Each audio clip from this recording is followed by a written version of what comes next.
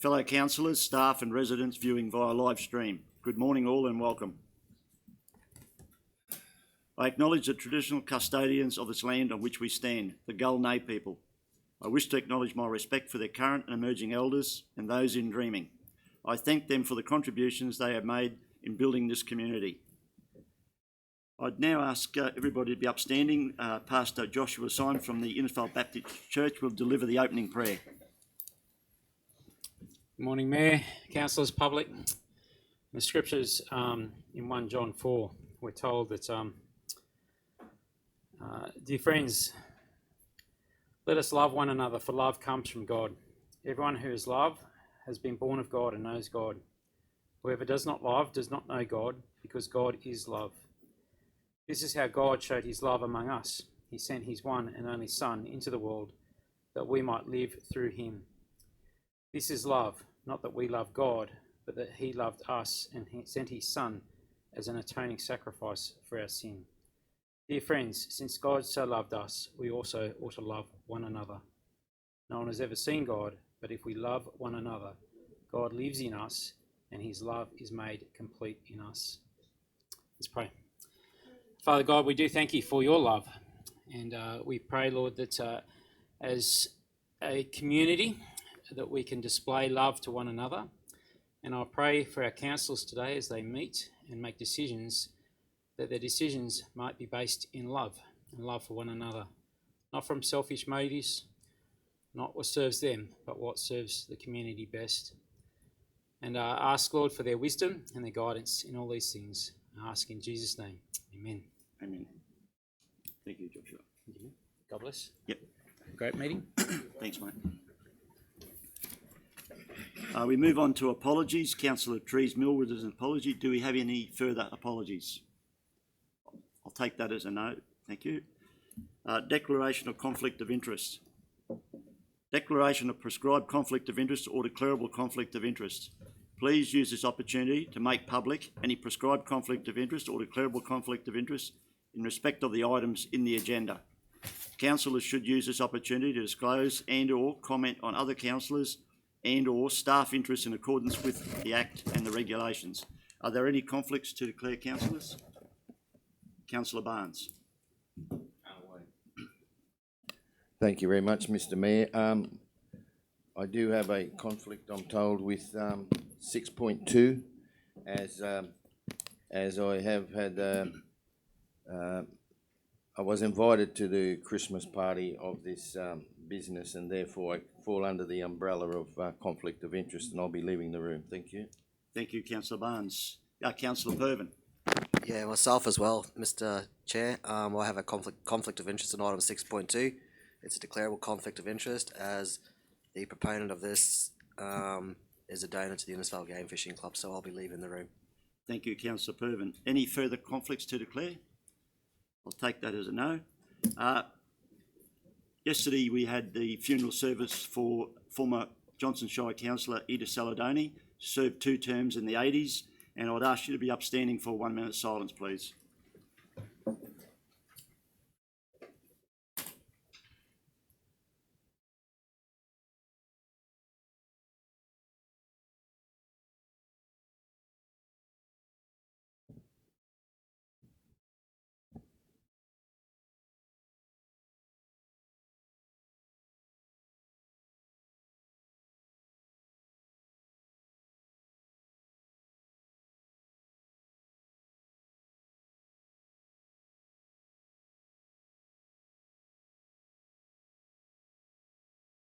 Thank you.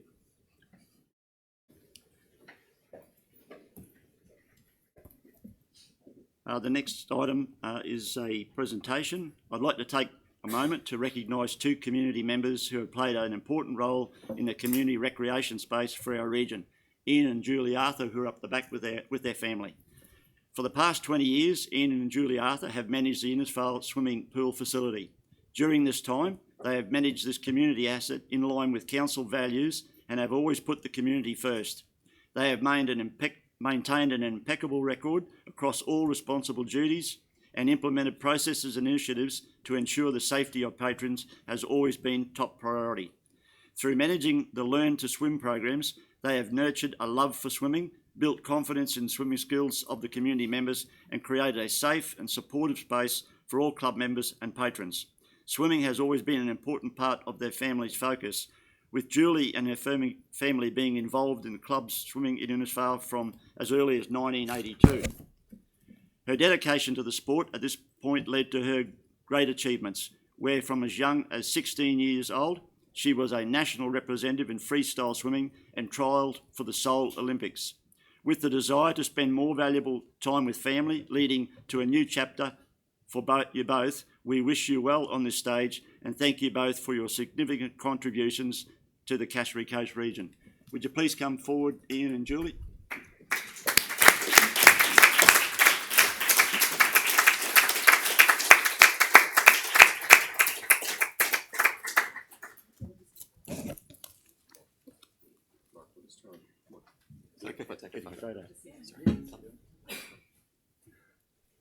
There for you, Julie. I don't know if you appreciate this.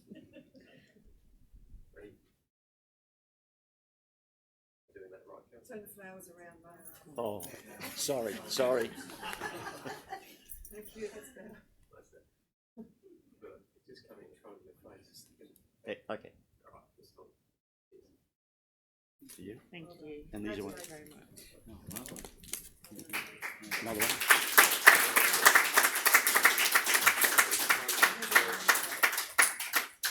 He's a professional, Mr. CEO. Okay. Congratulations. Good on you, mate. Thank you.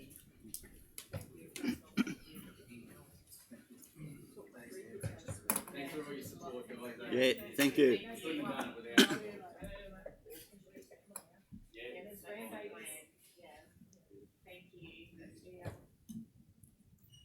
We now have public question time, and in our gallery we have Stuart, Serena and Sue. Up to the front, please, Stuart. Thank you, Mr. Mayor. Mr. Mayor, councillors. Take a seat, mate. Oh, Talking to sure. you. Oh, Yeah, okay. relax. You'll have to forgive me, I'm a ship's engineer and we're not used to having this many people in our rooms. My name's Stuart McCullough. I live at 451 Eddie Bay Road, and that's the house halfway up the western slope of Eddie Bay Road before it reaches the top, turns around to go down to the beach.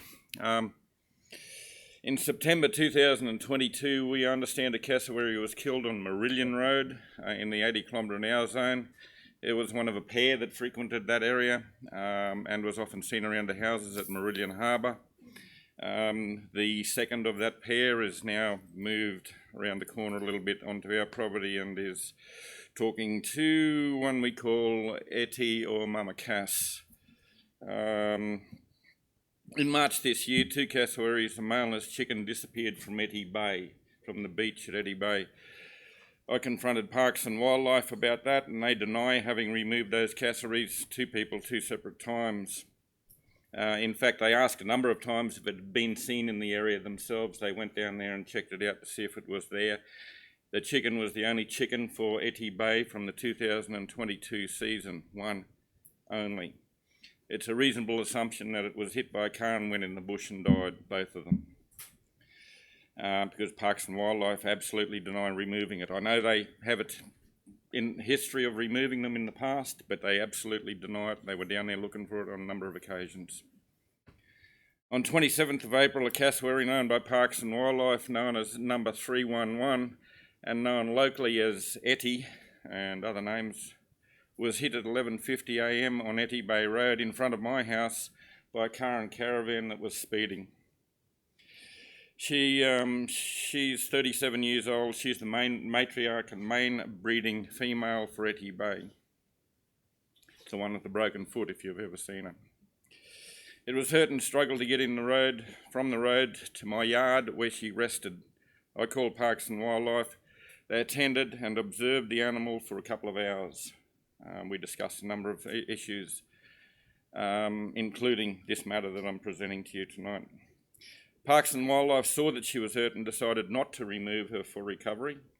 Parks and Wildlife engaged me to administer anti-inflammatory painkiller medicine over the following week, which I did, and fortunately the cassowary survived. Mama Cass survived.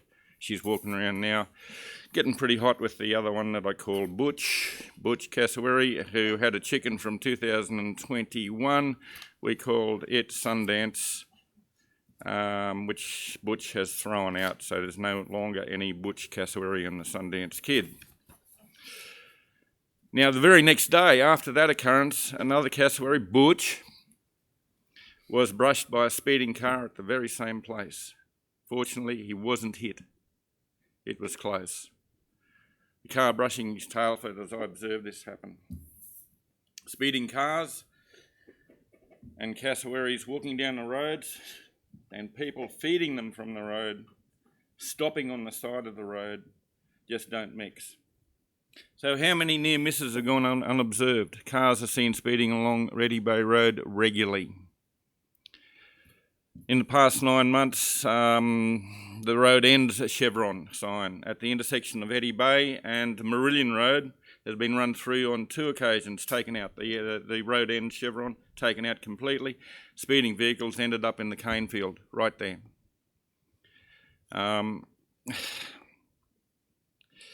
The power line access road immediately after the Bulgaroo Creek at the Eddy Bay pump station, Bulgaroo Creek Bridge at Eddy Bay pump station. It's a favourite for Friday night and Saturday morning hoons, usually around 2 o'clock. If you go for a drive up there in your four-wheel drive, you'll see they've been doing donuts around the power pole at the top. And the roadway, the access road, is badly eroded because they are going up there in four-wheel drives flat out. It's very annoying and it's very dangerous, not only for the people in the area, but also for the cassowaries and other wildlife in there. The other day I got photographs on my phone of a kangaroo that had been hit on the bridge by a vehicle that came out.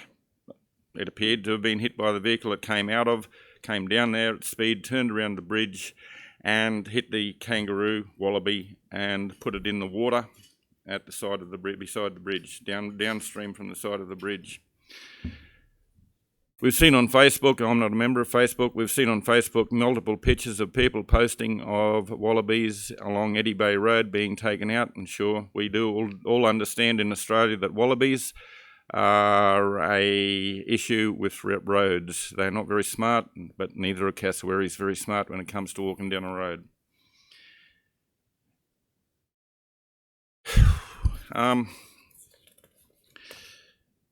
The situation here is, what is the council going to do about cars speeding along Eddy Bay Road? Councillor Renee, thank you for coming and assisting me with cars parking in my driveway, driving into my driveway at 6 o'clock in the morning to take photographs of the cassowaries on my property, walking around the house to take photographs of cassowaries on my property. I've got a really popular place with the tourists because they just stop there in my driveway and just go for a walk around my house taking photos. Question is, what is the council going to do about speeding and a number of other issues with regard to Eddy Bay Road? That's the question I'm putting to the council now. I have a supplementary question. Okay, I'll refer that to the CEO to answer your first question. Stuart? Yes, sir. Through the chair, I might refer to our Director of Infrastructure, Mr. David Goodman, who's prepared a response.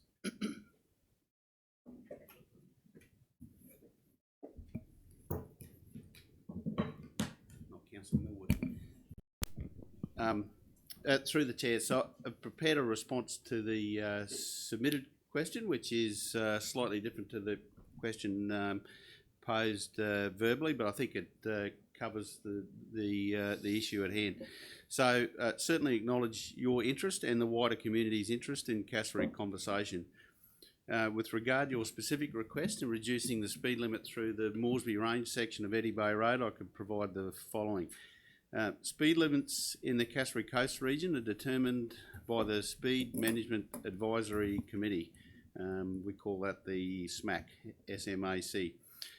Made up of representatives of the Cassowary Coast Regional Council, or the officers of Cassowary Coast Regional Council, Department of Transport and Main Roads, and the Queensland Police Service. all speed limit reviews must be submitted to the SMAC for consideration to ensure the interests of all road users are considered before a speed zone is established or changed, and to ensure that speed zones throughout Queensland are consistent and credible. The SMAC terms of reference are guided by the Manual of Uniform Traffic Control Devices, Part 4, Speed Controls. An assessment of Eddy Bay Road will be prepared for consideration of the SMAC, and this report will consider technical and environmental issues. More generally, there are a number of speed limit reviews that will be considered at the next meeting of the SMAC, and internal staff availability has meant these reviews have not been conducted as quickly as we would like.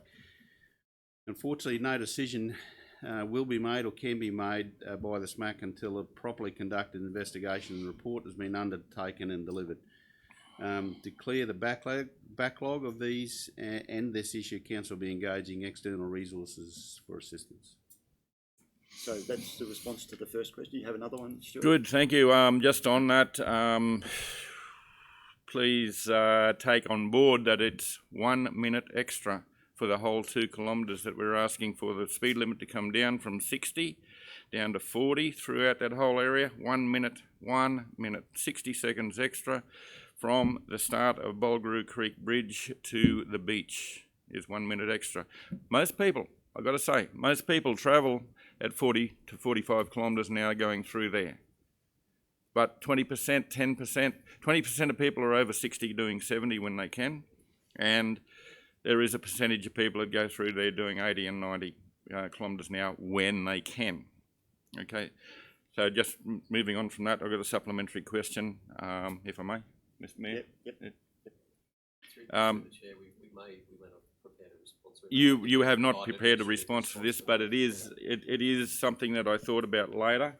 The supplementary question concerns the section of Eddy Bay Road again to the beach. It's not built up, and according to parking stopping laws in Queensland, it is illegal to stop or park on the shoulder of this road for most of its length. If you look at the road, it's illegal to stop or park along there. The only section of the road where parking or stopping is legal is on the beach side of the Moresby Park at the top. And to refer you to the statement on the Queensland Government website with regard to parking, they say, I quote, I've got the paperwork up there for it, if you wish, it is illegal to park or stop on or near a crest or curve that is not in a built-up area unless you can be seen by other drivers approaching your vehicle from 100 metres away. And next part is failing to leave at least 3 metres, we all know this one, failing to leave at least 3 metres between a vehicle and continuous dividing line in the road. No one takes any notice of either of those two provisions, and the question and request that I would ask is for the council to properly identify the area as a no parking, no stopping by painting yellow line on the edge of the road where it is illegal to park. Thank you, Stuart. Given that that wasn't submitted, our staff will assess your request. Yep. And they'll be back in touch with you in due time. Yep. Through the chair, Stuart, I think we could add the Mayor and I meet monthly with QPS, Queensland Police Service. So yes, certainly the issues you've raised there around speeding, we can bring those to the attention of QPS. We've got a meeting on the 2nd of June, so next Friday. In fact, I had a altercation with a 28-year-old gentleman yesterday afternoon at 4:30 who drives one of these V8 shortened length Toyota Land Cruiser 4-wheel drives with wheels with tyres that wide, going up and down the power line access road. I've got photographs of the mess that he made on the road. On the main road, he's doing donuts around the top and going sideways around the corner. Photographs of his tyre marks that he left going sideways around the corner at Moresby Park at the top. He saw me taking photographs of the what he'd left behind, and he confronted me. Basically, he was gonna take my car out with a hammer. Anyway, that's a matter between me and the police, which I'm going to see the police today. At when I get back to Innisfail, already have an appointment to see the police about that matter yesterday. Okay, thank you, Stuart, and council appreciates you coming in to present your public question time. Thank you. Thank you.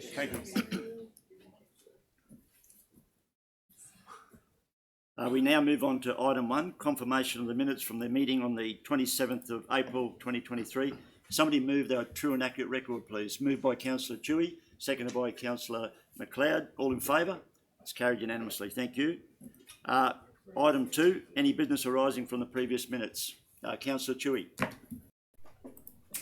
Thank you, Mr Mayor. Yes, I'm wondering, Mr CEO or Mr Sides, if there's been any action taken regarding the pigs at the Mission Beach transfer station. I've heard another report that you just get out of your car at the green waste and the pig just stands there and looks at you. So it is an issue. Thank you. Through the chair, I might revert to Damon. It's been highlighted with the team, but I'm not sure whether it's been resolved. Damon, could you come up front, please, mate?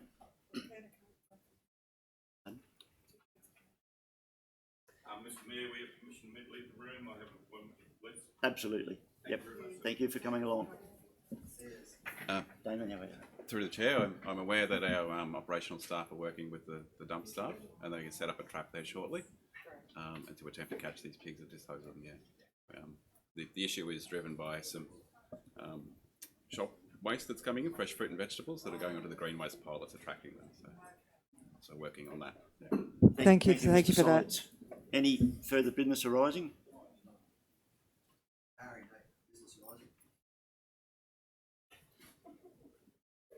If not, we'll move on to... Yes. Sorry, Mr Mayor. I do have a few business arising from the minutes.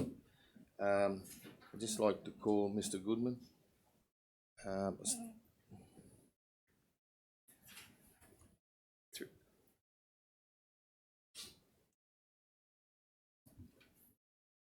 I've just got a few, Mr Mayor, if you don't mind today. 9.8 is we had a great state league game here between South Logan and the Northern Pride, very successful event on Saturday night, and the lift worked exceptional. And I know we've been receiving a lot of CRs about the lift being faulty on previous occasions. Us as a council, are we doing an update or a study on the lift, or are we just going to fix it next time it breaks down? Through the chair, that certainly acknowledged there has been a lot of issues with the lift, but as unless there's other information, then there could well be that I'm unaware of.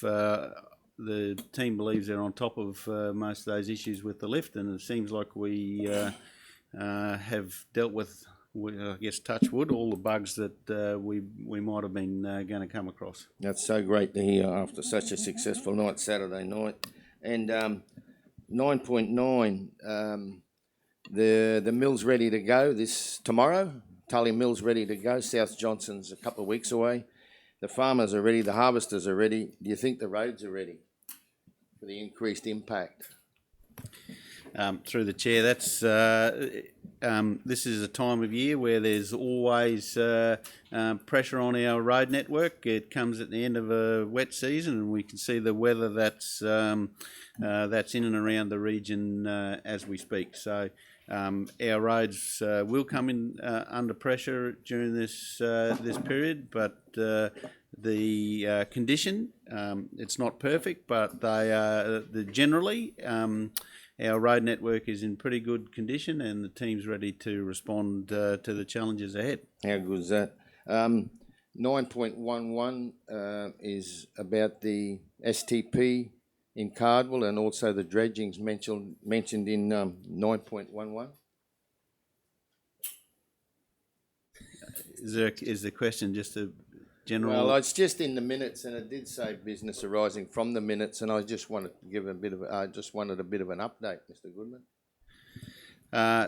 Tenders have closed for the STP at Port Hinchinbrook, and the team is conducting an assessment on those. Certainly, we're in negotiations with both of the tenderers in terms of trying to achieve some better value for money than what is presented in their tenders. So those negotiations are ongoing, and look forward to coming back to council with a recommendation at some stage in the near future. With regard dredging, very positive step that has been undertaken in terms of options analysis. We've identified, I think the number might be 9 different options.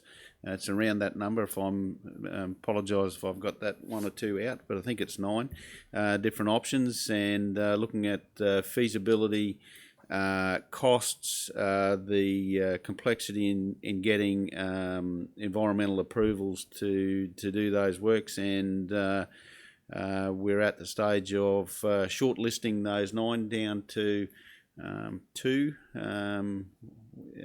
3 maximum, and we'll go and do some significant work in trying to work out what is not only the best way that we could deliver the emergency dredging, which is the scope of the that we have for funding from the federal government, but also bearing in mind if we do need to set up a new process for dredging 1 Mile Creek at Port Hinchinbrook, that we'd want to think about how that might be done by other parties into the future. So we don't want to set up a system that just works once as a short-term process, but consider how that would be done into the future. Thanks very much. That was a great answer, actually. And lastly, 9.12, the GPS that was in last budget, I think we allocated $300,000, and it's going to be a great thing for us as a business. I know it's an operational matter, but it'd be so good just to keep track of all our vehicles and our graders, etc. Where are we with that? Because I was at the field day yesterday, Mariba, and they had plenty up there for sale if you're stuck, you know.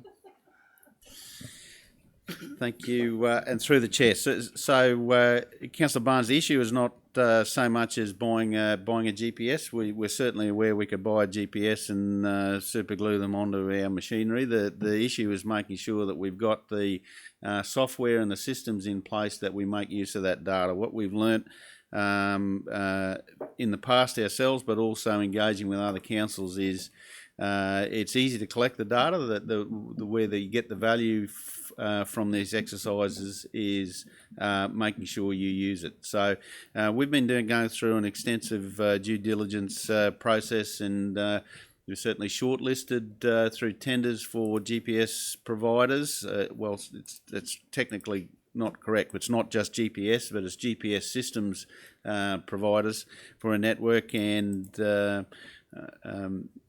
we have also been undertaking some, I guess that due diligence has involved having some extensive discussions with other councils and other organisations that those shortlisted are providing. So we are very much at the pointy end of that process, and expect that we will haven't got a formal recommendation in front of me yet, but expect that will happen in the next, possibly next week, and we can start the implementation of that process.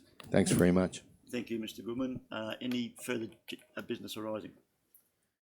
If not, we will move on to item 3, Economic Activation and Tourism, 3.1, page 60, Cassowary Coast Tourism Service Agreement 2023 through to 26. And Mr. Blanchett will present. Welcome. Morning, Mr. Mayor, councillors. Mr. Blanchett.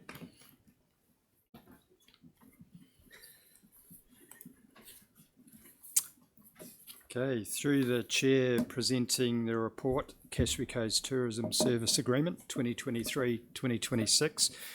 Before I start, just wanted to note a correction to a typo in the resolution number 2. In reference to the duration of the agreement, which should read 1 July 23 through to 30 June 2026. So just note a correction to that resolution, which I'll summarise at the end of the report. If I could take it that the report's been read, in reviewing what we have here, overall we're continuing the evolution of the Cassowary Coast destination development, advancing our visitor economy. The report has reviewed the current agreement, a resources and performance agreement, which was, initiated 3 years ago with Tropical Coast Tourism. Through the duration of that report, we're now referring to Cassowary Coast Tourism, as that organisation has renamed and rebranded. So I'll continue to refer to Cassowary Coast Tourism, which originally was Tropical Coast Tourism. Through that performance agreement, as we come to the end of that, the end of June, it requires us to consider a new agreement as presented for another 3 years. You'll note the outcomes in the report of that agreement, some of the substantial outcomes. The LTO has officially recognised Cassowary Coast Tourism as our local tourism organisation, is recognised through the regional tourism organisation, Tourism Tropical North Queensland, in the Queensland Tourism Network. So this is a formal position. Cassowary Coast Tourism, the volunteer board and the officers have well-established Cassowary Coast and strategic discussions at a state level with Tourism and Events Queensland, and a regional level with TTNQ, Tourism Tropical North Queensland. Also, a couple of key outcomes through the duration of this agreement are the rebranding of Tropical Coast to Cassowary Coast. And this was a substantial outcome for the region, so we're named after our local government area, and our government area is exclusively represented by the LTO today. Through the tourism strategy, there's strong direction about collaboration. So another key outcome was the merging of Mission Beach Tourism with Cassowary Coast Tourism, and others are summarised in the report. Through the recommendations, we've considered that Queensland Tourism Network framework, which clearly identifies roles of LTOs, which are summarised in the report. We also have reviewed and referenced Cassowary Coast Tourism Strategy, and the Visitor Information Services Strategy is adopted by Council. So a lot of the detail and the research towards these recommendations are based on those two strategies. The Visitor Information Services Strategy was developed last year, was adopted, so that was during the previous agreement period. Just want to note this services strategy is an evolution, a review of services for visitors. There's been substantial changes to how the market gets information. A lot of it's digital. It's important to recognise our destination is based on a lot of the foundation years of our visitor information services teams and volunteers over the years. And that strategy is complementing those services by advancing how information services are delivered for a modern market and to a wider audience based on the strategy and the planning. So that was considered in this recommendation. And in considering the new agreement, the report drafts potential considerations and KPIs that would be part of an agreement if Council wants us to proceed. It also notes potential impacts and considerate of those impacts. There could potentially be changes for the teams, the council staff and volunteers. There's a budget impact or plus or minus $10,000 annually, depending on the process of the agreement.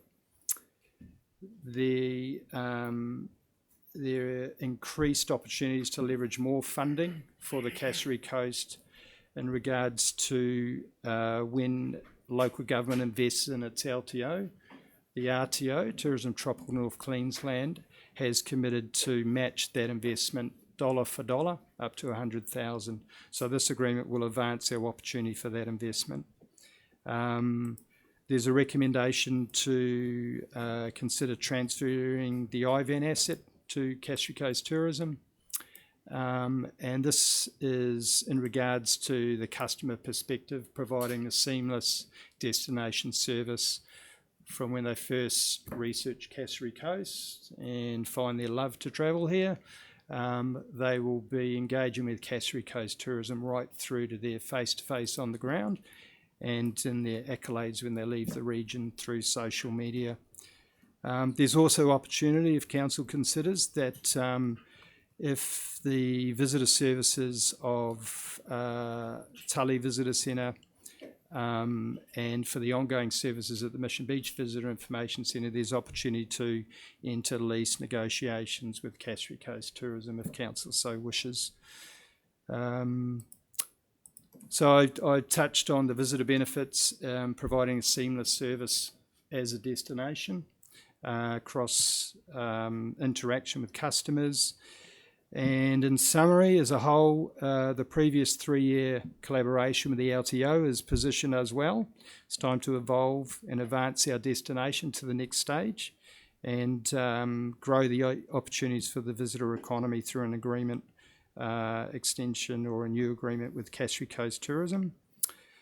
If we establish a new agreement, it'll provide an evolution of the current tourism structure and resourcing to continue to advance the journey for another 3 years. In line with the Visitor Information Service strategy, the process this provides for council to modernise and rationalise the current visitor information servicing model in collaboration with local industry through Cassowary Coast Tourism, and it provides continued delivery on the tourism strategy, Cassowary Coast Tourism strategy. So as a quick summary, if I can summarise the recommendations, council.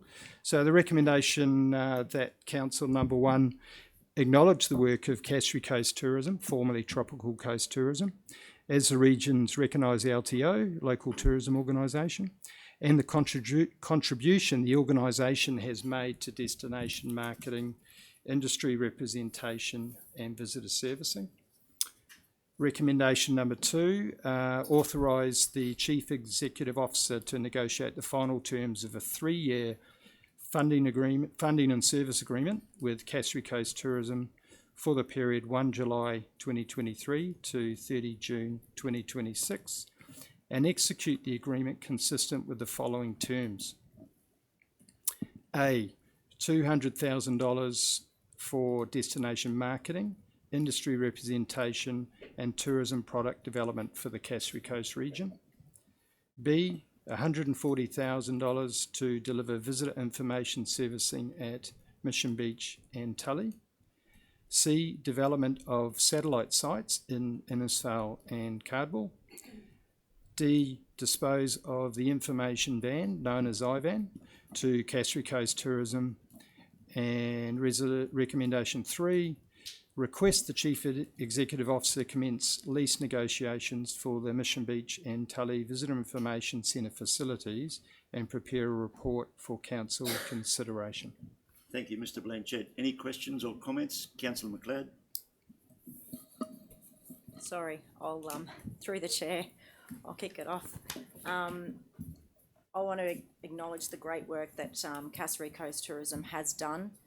They've rebranded to market our region, so it's just one name for our region and just concentrating on Cassowary Coast. The $200,000 for destination marketing, they can turn that into $300,000, which if us as a local government, we would not be able to do. So that is a really good outcome for our region, and that's leverage from TTNQ, which they have a very good relationship with. Taking on the 2 busiest VICs with this recommendation and selling the one message across the whole region. I will note that they are doing incredible work, and I will note that they have secured Sunrise to do weather crosses in October at an event. So this is just the marketing that can happen from our region when we entrust destination marketing for our tourism with an actual experts in the tourism industry. So I will move that recommendation, and thank you. Thank you, Councillor McLeod. Councillor Chewy. Thank you. I will second it, but I do have one question, two questions, maybe three. Just in regard to the recommendation number 2.c, development of satellite sites in Innisfail and Cardwell, which is fantastic, but further down the track, is there consideration of satellite towns sites in our smaller towns? Because we do have other towns on our map that have either historical or cultural significance. So would that be considered? And if so, how do people, do they approach you or do you approach them? Thank you. Thank you, Councillor. Through the chair, yeah, the satellite information system, in short, is to get information beyond centres. We have a lot of informal ones, hundreds across the region, where you'll find a brochure rack in a cafe or in all accommodation places. So yes, the concept can extend across the Cassowary Coast. Cassowary Coast Tourism will be responsible and the organisation to go to. This comes out of that Visitor Information Services strategy. And in summary, without sort of getting into Cassowary Coast tourism operations, the satellite system to work would need a program criteria for local businesses to match, to have the honour of having the Cassowary Coast brand, Cassowary Coast sort of information service in their business. And because the outcome for that business is Cassowary Coast Tourism would then be able to identify them, promote HERE's satellite information services across the region. If I could use an example, Albert's in Innisfail has recently put up White and Blue Eye and become a satellite information service in Innisfail. So that's a sort of short, brief example of what Cassowary Coast Tourism has the opportunity to provide the region, and go to their website to get the contacts. Thank you. Secondly, when I talk to the public, there's often a lot of confusion about registering events. So now any event, and could you give some clarification of what the event might be? Could it be a school fete? Does it need to be a beach run? Could it be a horse show? Do they need to go not to council now, if this recommendation gets across, but through to CCT? Would that be a correct statement? Yeah, Councillor, through the chair. Just point of clarity, they certainly do need to still come through council if they're organising and planning an event. You're talking specifically they've registered and spoken to us, but to promote it more so, they would go to CCT. Yeah, through the chair, to market the event, should we say. The council is looking to CCT to carry the region's event calendar. So if you want to market your event, certainly go to Cassowary Coast Tourism. You should be considering if your event is targeting the visitor economy. So a school fete may decide that we're more community, so they might not want to utilise that space. But if you want to engage a visitor economy, or if you get a chance of it, give it a go. I'd suggest the secondary reason to do it is because that will show more events that populate that calendar. There's more things to do in the Cassowary Coast. So it really helps Destination Cassowary Coast and your local communities if you do populate that calendar with your event. And also, it reduces the risk of double ups, two great events potentially on the same day. Yeah, through the chair, that's a double up of events on the same days. These will happen across the region, but also double up of having to market. If you load on Cassowary Coast Tourism, which can involve the tourism data warehouse, the poor event organiser only has to do one marketing space, and the tourism data warehouse will take them to over 60 websites, but they only have to load once.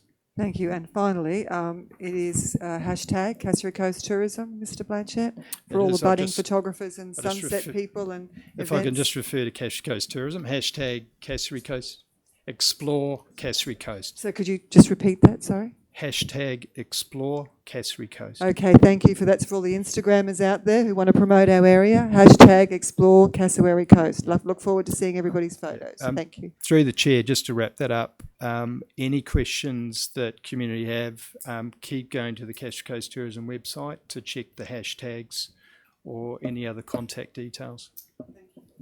Thank you, Councillor Chewy. Councillor Baines. Thank you, Mr. Mayor.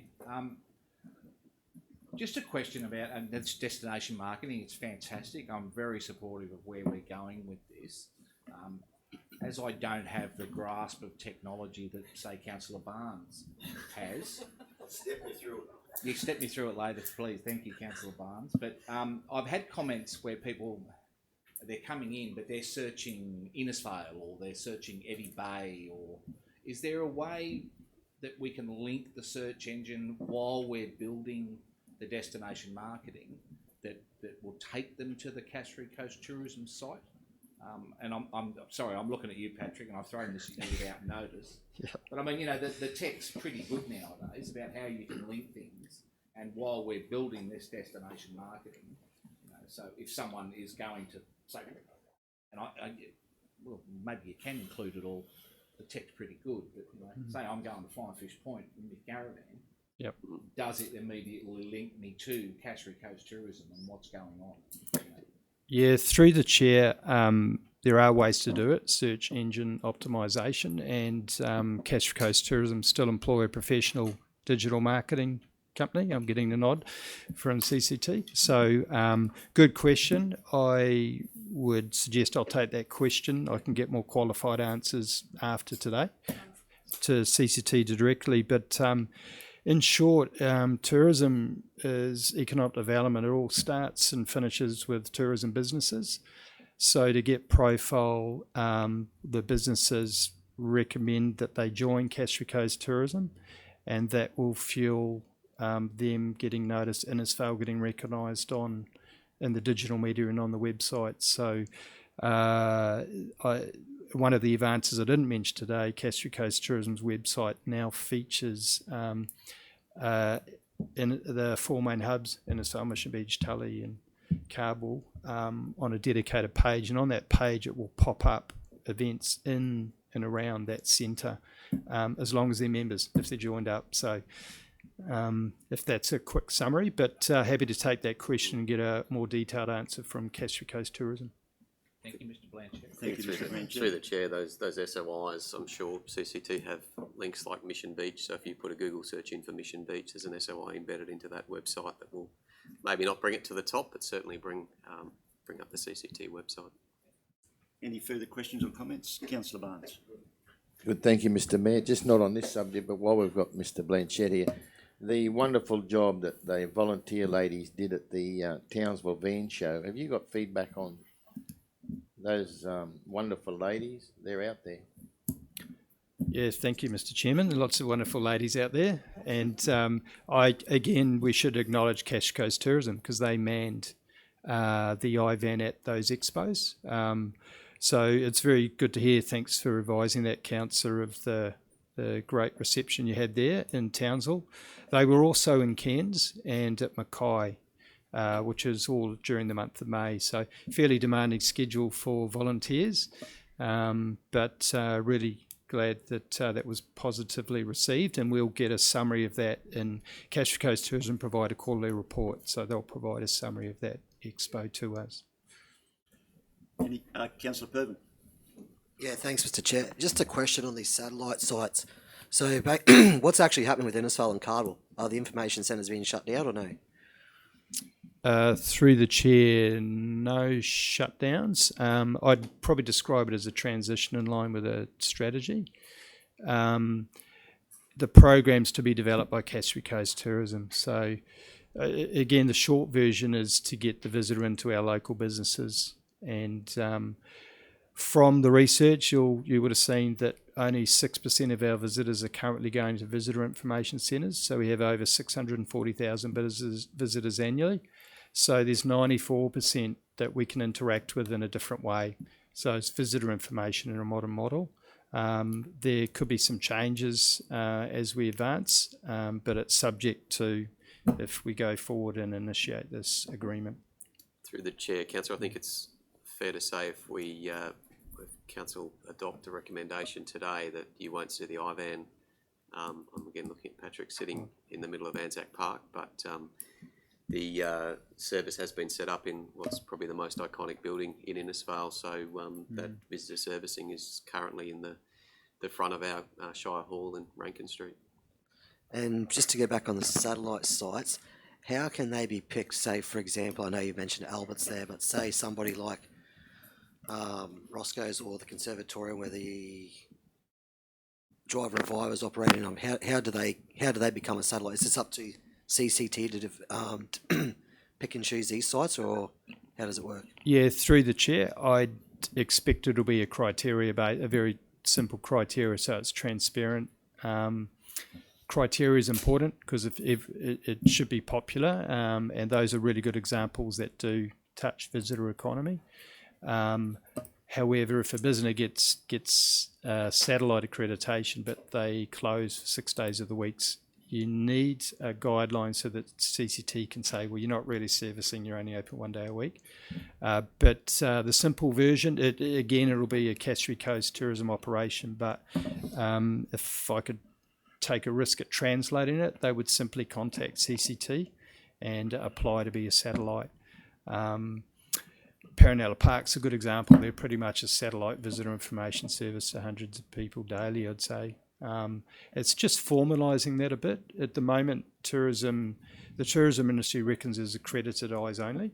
Non-accredited are outlets, they're commercial operations, so they can't be formally recognised through marketing. The satellite program provides the opportunity for Cassowary Coast to have something between being fully accredited and not official at all, in collaboration with our LTO. And just one more on that with the IVAN. So will we have these satellite places up and going before we actually hand the IVAN over? Through the chair, I think there are already a number of satellite locations, but as far as the IVAN, it's focused on destination marketing and could certainly be used as a trial for satellite sites and future viability of satellite sites. But the Shire Hall is set up and servicing Innisfail. We've seen an uplift in the number of tours of the Shire Hall and the Art Deco tours, and we're working on some initiatives there still to see if we could expand that offering with some additional volunteers. So as far as Innisfail, there's Albert's and also the Shire Hall currently operating. Yeah, I could add Oliveri's, Ray's, and a few other historical society, the museum. If I could add through the chair, Councillor McLeod and I have been engaging with the Historical Society, who are very enthusiastic, I'd say, to get involved and initiate a new Art Deco tour. So there's some opportunities evolving through this potential satellite outlet. Innisfail already has a number of informal ones. This process will give them the opportunity to get a little bit of formalisation in collaboration with the industry. So we're hoping it'll be a positive and wider connection with our visitors when in the Cassowary Coast. All right, thank you very much, Richard. Thank you, Mr. Blanchett. I believe the timing of this report couldn't have been better. 3 years of COVID, the borders are open. I feel as though the tourists want to come back to where they used to come prior to COVID. And the other big issue is the $15 million from the federal government signed off last week by Mark Olsen, CEO of Tropical Tourism North Queensland. He made that announcement at the workshop at Mission Beach, and that's for a 10-year master plan on destination marketing. And we're partners with them now. So I think time-wise, the report couldn't have been timed better. We have a mover and a seconder. All in favour? It's carried unanimously. Thank you. Thank you, Mr. Blanchett. We move on to item 4, Governance, Environment and Finance. 4.1, page 67, Reef Guardian Action Plan Update. And Mr. Sides will present.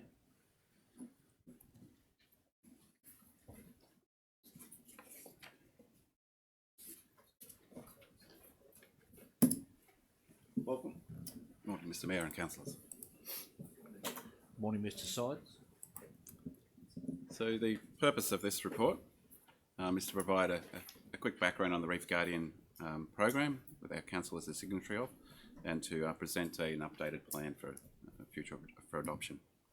So the Reef Guardian Council program is a collaborative stewardship arrangement between local government and the Great Barrier Reef Marine Park Authority, and it recognises local government is central to regional approaches to protecting and managing the reef. So local government is adjacent to the reef.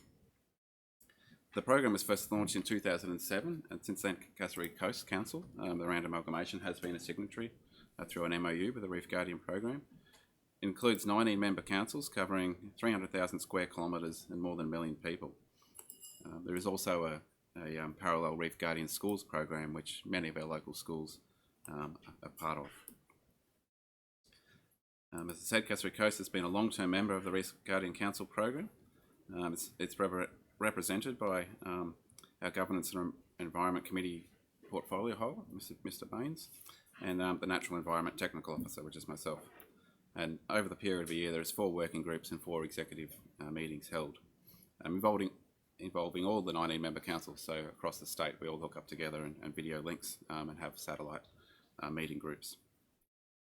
Our current plan was endorsed on the 12th of August 2021 and has recently been updated to reflect the rapidly changing developments in technology, particularly in the solar and the EV, electric vehicle space, continuing long-term decline of the health of the Great Barrier Reef World Heritage Area, and some identified future funding opportunities. So this process is occurring across all the 19 member councils across the state. They're currently in the process of doing an update of their plan. Our Reef Guardian Action Plan, as well as all the others, aligns with the Reef 2050 Long-Term Sustainability Plan, which is managed by the federal government. It's the long-term strategic plan to protect the health of the Great Barrier Reef. And our projects within our plan align with the work areas identified there in the Reef 2050 plan. So limiting the impacts of climate change, reducing the impacts of land-based activities, reduce the impacts from water-based activities, and protect and rehabilitate and restore, so around wetlands and waterways. Our action plan identifies recently completed projects within council that contribute to these goals, ongoing targets, such as our waste management and tree giveaways and those kind of activities, and potential future opportunities that contribute to the long-term reef health improvements. The Guardian Action Plan is also used for reporting of efforts across all participating councils. So Grabumpa grabs some of that data and bundles up to provide lobbying and reporting across the efforts of all local governments across the reef catchments. So my recommendations for the report is that Council acknowledge the ongoing partnership with the Great Barrier Reef Marine Park Authority and the Reef Guardian program, endorse the updated Reef Guardian Action Plan as attached, and further endorse the Chief Executive to apply for future grant opportunities to aid progression towards the Reef 2050 long-term sustainability plan targets. Thank you. Thank you, Mr. Sides. Any questions or comments for the officer? Councillor Tui. Thank you. Yes, just the grant funding opportunities. Could you just elaborate on what that might be for? A lot of people don't really understand the concept of reef credits and that sort of talk. So is there something that's tangible that people could have an understanding of where the money might go? Identified in our action plan is a variety of activities from potential construction of wetlands at Warina Lakes to increase solar capacity on our buildings, solar charging, accelerating those kind of activities that address, I guess, the work areas identified in the Reef 2050 plan. So hopefully out of the broad headings that are identified in our action plan, which also include road runoff issues and sewage treatment plant, tailwater treatment, that we can direct some of the funding as we finalise our project towards that. Thank you, Mr. Sides. Councillor Baines. Well, far be it for me to not comment on this, Mr. Chair, and I think just to add a little bit to where Mr. Sides was going in this report, just one typo piece that we probably need to mention, because it's $1.2 billion investment packages out of the federal government and 17.48 million over for us over Reef Guardian Council. So just on that point, I would really like to extend my thanks out to the Reef Guardian Council network, the support from the Reef Authority team, and the confidence that the federal government and the Department of Environment, Energy, Climate Change, Environment, Energy and Water are showing towards local government. Local governments are excellent positioned to provide these on-ground projects with direct results, and this confidence that's been shown by the Federal Minister and her department is very refreshing, and I believe there's some fantastic opportunities coming forward out of this, maybe I'll call it a pilot program initially, this first 3-year investment, and I think that local government can and will provide the results that the federal government are looking for. and that may encourage further investment in the future. So I'd like to thank the team here for supporting me in this space over this during this term. I'd like to thank the Reef Guarding Councils as their members and the way that they've gotten involved into this process. We can now see investment, but what we need to provide and what we will provide is results on the ground. So it's a great program, and I would move the recommendation. Thank you, Councillor Baines. Moved. Seconded by Councillor McLeod. Are there any further comments or questions? All in favour? It's carried unanimously. Thank you. Thank you, Mr. Sides. We move on to item 4.2, page 78, Register of Fees and Charges 2023-24, and Mr. Frappat will present. Welcome. Thank you, Mr. Mayor. Good morning, councillors. Morning, Mr. CEO. Before you is a proposed report to adopt the 2023-24 Register of Fees and Charges, and including our cost recovery fees as well. Now, Council, as you're aware, fees and charges represent a significant revenue stream in order for Council to fund its operating activities for the next financial year in accordance with its operational and corporate plan. So it is a significant amount. We're talking somewhere in the order of $4.4 million, or around 5% of total recurrent revenue in our overall budget. As part of the annual budget process, we've had a number of engagements with you and the rest of the organisation in determining the appropriate methodology to determine what the fees and charges are going to be for next year. And as you're aware, the vast majority of those fees and charges have been subject to the Consumer Price Index increase, taking into account as published by the Australian Bureau of Statistics. Now, Council, that's not the only means of assessing our fees and charges and their relevance or validity to the service and the service levels that we provide.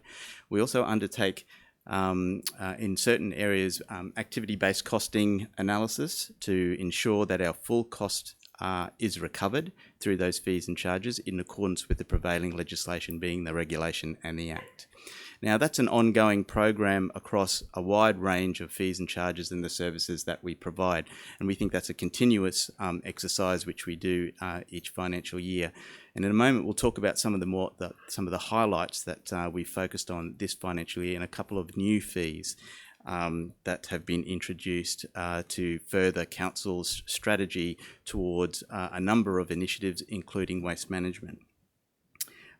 So with that, I might just spend a few moments talking about those, and I'll start with the very last that I mentioned, which is domestic waste fees and charges. So this is new, or proposed to be new for the 23-24 financial year. So domestic dry and wet waste or household waste that is presented to Council's waste management facilities will now incur a charge from the 1st of July. The amount that will be charged is going to be subject to the amount of waste that is presented at the time, and there are some indicative criteria by which our officers will use in order to determine which fee is applicable.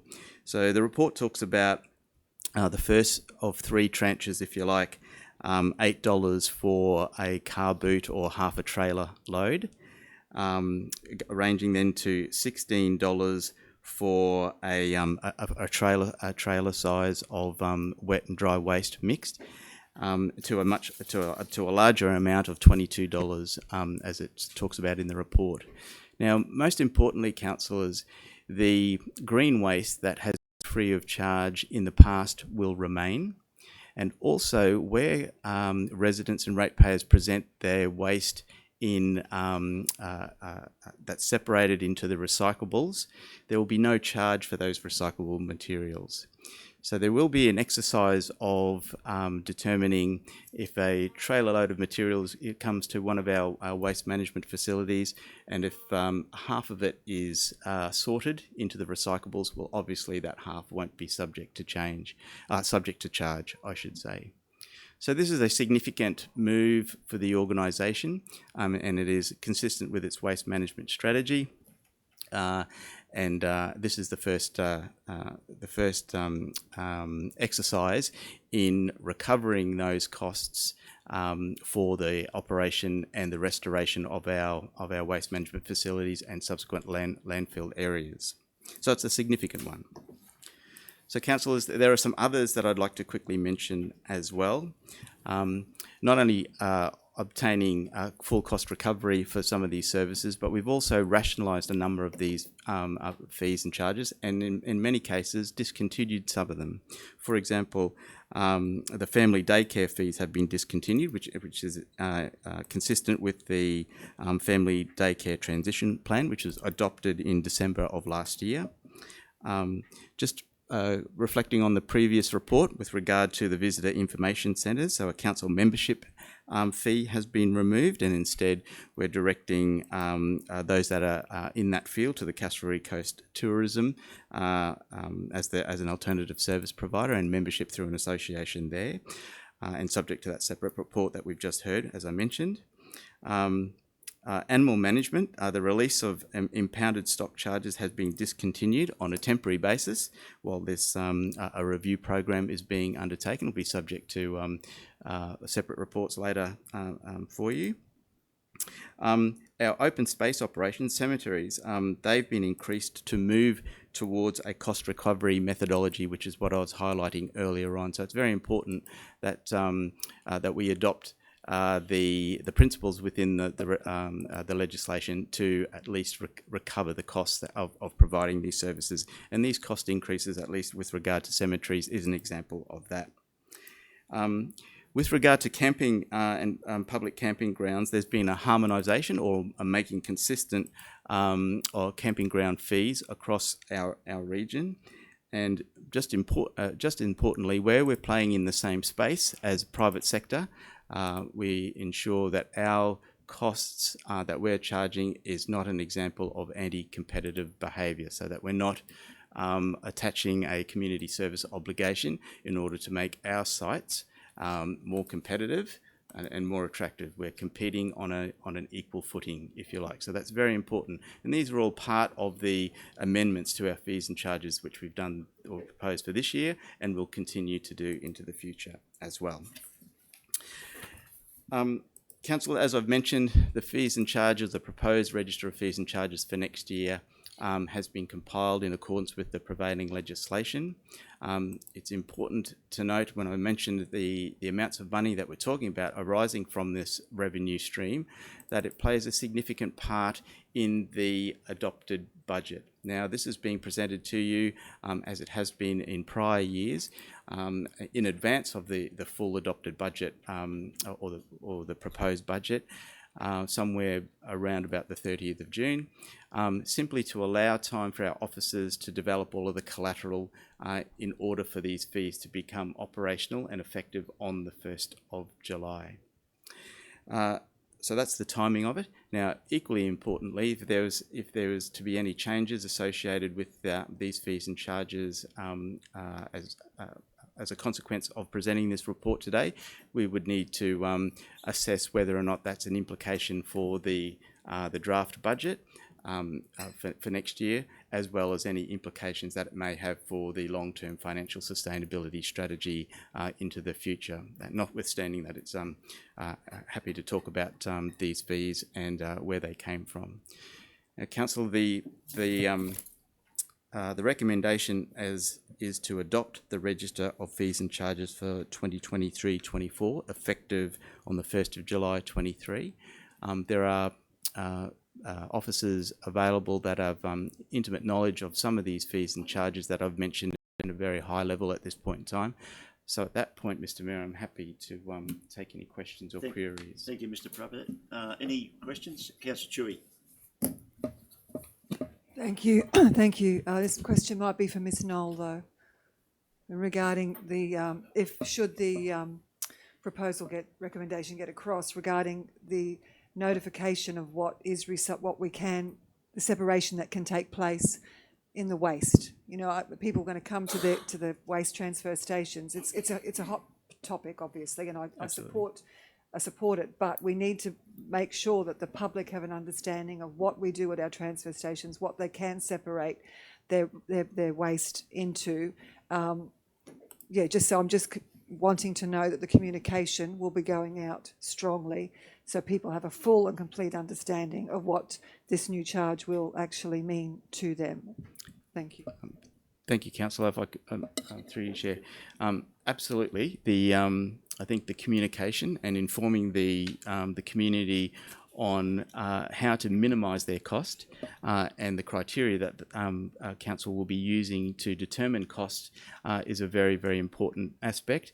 And the corporate communications area has been working on that communications for some weeks now. So we're taking it very, very seriously and going to a lot of detail in providing that information to our community, so it makes it easy to understand.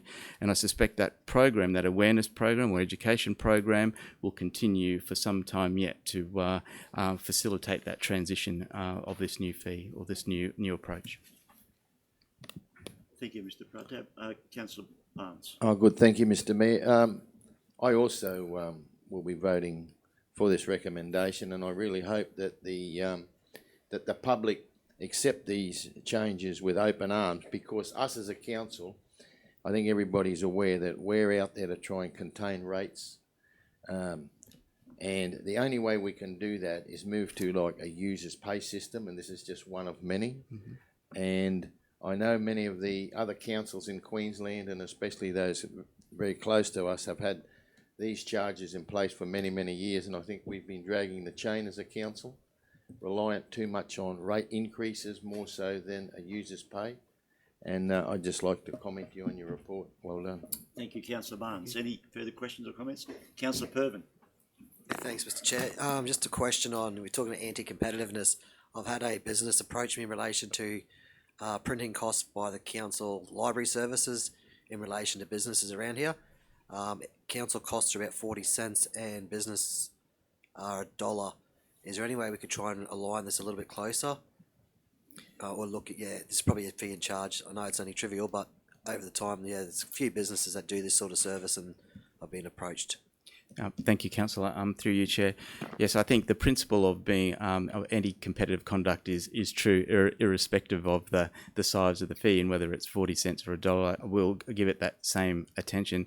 Councillor, we haven't undertaken I mentioned before about activity-based costing assessments or regimes over certain service provision.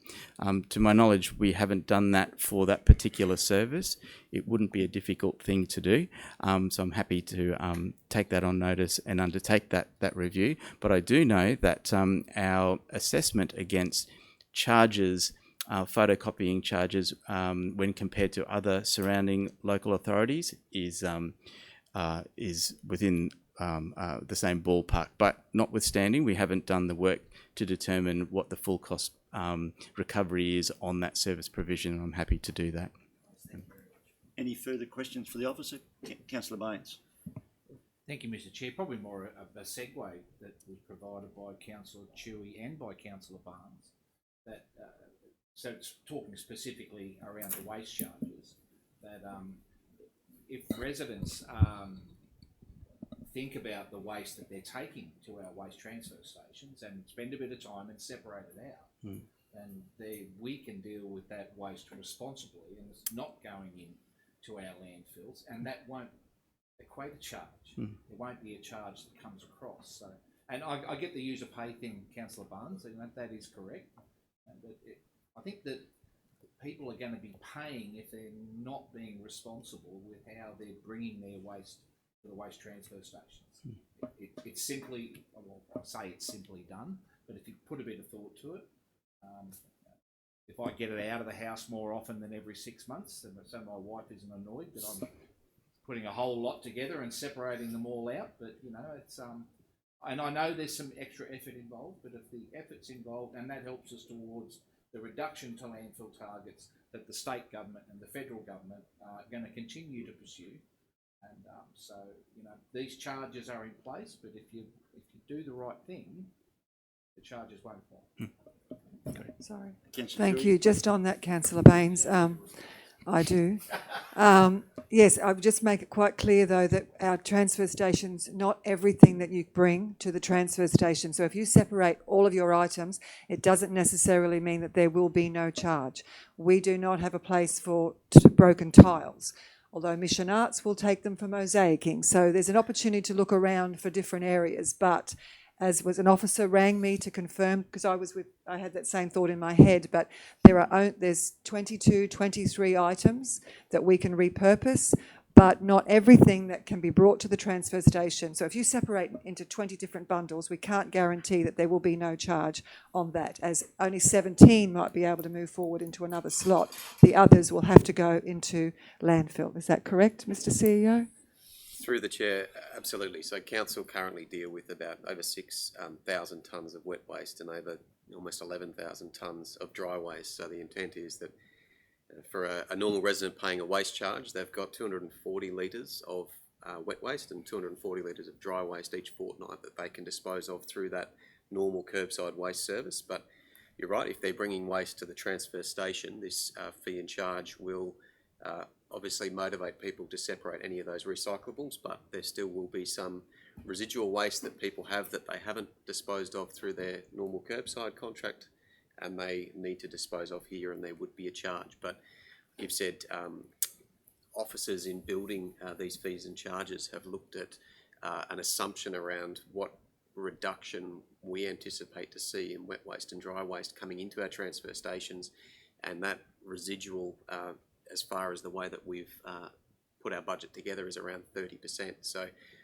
there will be still some residual there. There will still be some revenue that comes from these fees and charges, but we're anticipating a significant reduction in the amount of commodity, essentially, that's going into landfill at our sites, and we're paying to continue to operate these landfills and put recyclable materials and commodities into there. So, but you are correct, there are still some products, and that's not to say that council won't continue to find ways to recycle and expand the way that we do divert that waste from landfill. Any further comments or questions? Look, no doubt the hottest item in this listing is the waste charge, but our staff have benchmarked us against our neighbouring councils. The state government has a waste reduction strategy. Council has a waste reduction strategy, so all those matters line up to support that recommendation, and I'll be voting for it as well. Do we have any further comments or questions? We have a mover, please. Councillor Barnes, and seconded by Councillor Baines. All in favour? Carried unanimously. Thank you. Thank you, Mr. Prapat. Thank you. We now move on to item 4.3, page 123, the monthly financial report, and Ms. Peters will present.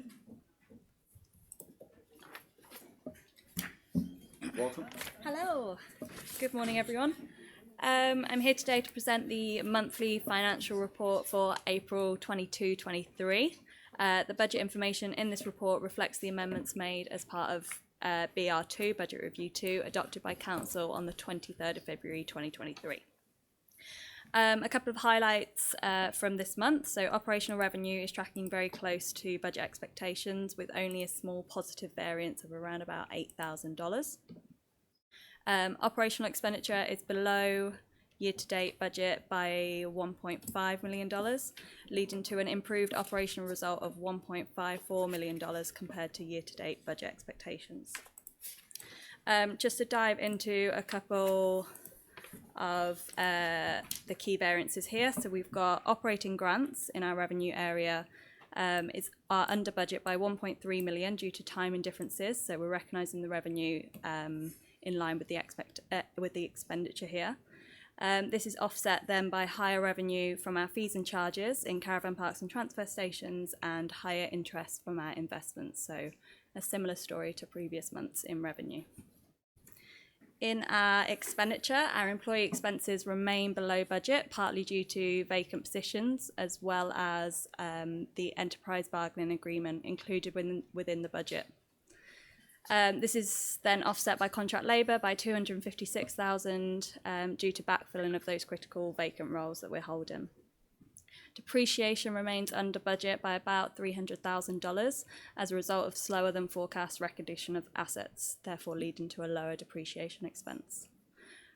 Just to touch on the capital contributions, which are $97,000 higher, or 230% of the budget achieved. The nature of a contribution just makes it really hard to forecast this, so we don't know amounts or phasings of this. So, yeah, kind of just an unknown leads to a higher percentage achieved there. Just looking at some of the budgeted risks, so there's no real difference to the risks we've been mentioning in previous months, so we're just continuing to monitor those risks and yeah, just try and mitigate them as much as possible to protect Council's current and future budget performance. So that's the operational summary. Just to touch on capital. Total capital expenditure, including commitments, represents about 89% of our $38.6 million budget, with 83% of the year elapsed. Excluding commitments, this number is about 67%. And then the end of month cash balance is $64 million. So the recommendation is that Council receive and note the monthly financial report for April 22-23. Any questions? Thank you, Ms Peters. Councillor Barnes. Good, thank you very much, Mr Mayor. If we look at the expenditure and we go right to the bottom there, we use a word depreciation. Now, it's a tool that that local councils are forced to use, unlike private business, from the state government. And I see here we're 323,000 under our normal depreciation budget. Is that correct? Yeah. Yep. Okay. Now, could you just explain how that came about? Mm-hmm. And let's hope that you can tell us how we can bring it down another 300. Yeah, so our depreciation, obviously closely related to our asset capitalizations. As we get to this kind of towards the end of the year, we start to see these capitalizations ramp up. So we're working really closely with the project managers, engineers, to ensure that we can get as many of these capitalizations through, and hopefully then bring depreciation expense in line with our budget. So we kind of highlighted it in our risks as well, so it's something we're closely monitoring. Take all that in, Councillor Barnes. Through the chair. No, I can't lie. Through I can't lie. Because our capital program, as we complete our capital program and as those assets go onto our register, we start depreciating them. So there's a period where that capitalisation takes place where we would reassess that depreciation. So pending how we're travelling with our capital program and how quickly we can undertake that capitalisation has an impact on our depreciation. So at the end of the year, there's a process there to get as much of that capitalised, but it is a forecast. And as we're aware, there's a number of major projects which are either have been pushed back or slightly delayed. The SDP in Port Hinchinbrook is a good example of one of those, which we're currently assessing. Thank you, Mr Mayor. Any further questions for Ms Peters? If not, you have a mover, please. Councillor Baines, seconded by Councillor McLeod. All in favour? Carried unanimously. Thank you. We move on to item 4.4, page 137, third quarterly budget review, and Ms Peters will present. Yep, so I'm here to present the third quarter budget review, BR3 for 2022-23. The purpose of this report is to present the Council with the revised budget for 2022-23, inclusive of any adjustments made as part of the third quarter budget review process, covering the period from the 1st of July to the 31st of March 2023. A couple of highlights here. So the forecasted operational year-end result remains unchanged versus BR2. So it's sitting at a deficit of 1.47 million. BR3 has identified a decrease in operational revenue of 2.1 million, which is then offset by a reduction in the operational expenditure, leading to a net zero change on the operational bottom line. So just to explain what that 2.1 million is made up of, we've got Port Hinchinbrook dredging, which we touched on earlier. This has been delayed until next financial year, so we had it included in this year's budget, and we've now included it in next year's budget.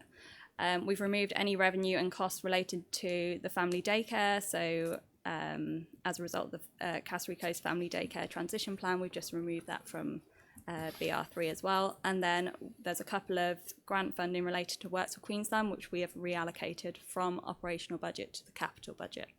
So 2.1 million has reduced in revenue, and then we've also taken 2.1 million out of the cost to lead to an operating result of a net zero change there. Looking at our capital expenditure budget, we are proposing it to be increased by 1.3 million to 39,936,156 as a result of the movement from Works for Queensland grants from operational to capital budget, and the additional budget allocation as a result of a recent capital resolution relating to the Hyatt Street Reservoir of 500,000. We are continuing again to look at the same risks that I mentioned earlier around vacant positions, asset capitalisations, enterprise bargaining and asset rationalisation, and we'll continue to monitor that till the end of the year. So the recommendation here is that Council adopt the quarterly budget Review 3, 2022-23. Thank you, Ms Peters. Any questions or comments? Councillor Barnes. Thanks, Mr Mayor. I got the table today, haven't I? Hey, Ms Peters, you mentioned in that, I just want to make people aware that there is a column there with forecasted income. Don't let anybody think that we've got the 1.5 million for the dredging. Mm-hmm. You know, there's a great belief out there that we've got the money. We haven't got a cent, but in that column you've just put forecasted, correct? Correct, yeah, Yeah. and we will be moving that into next year's 23-24 budget. Thank you, Councillor Barnes. Any further questions or comments? I'd just like to make a comment around the removal of family daycare as part of our core business. One of the election promises from Mr Albanese was that if he got elected, he would contribute $6 billion a year for that sector. So it was an opportune time for us to have a look at that model.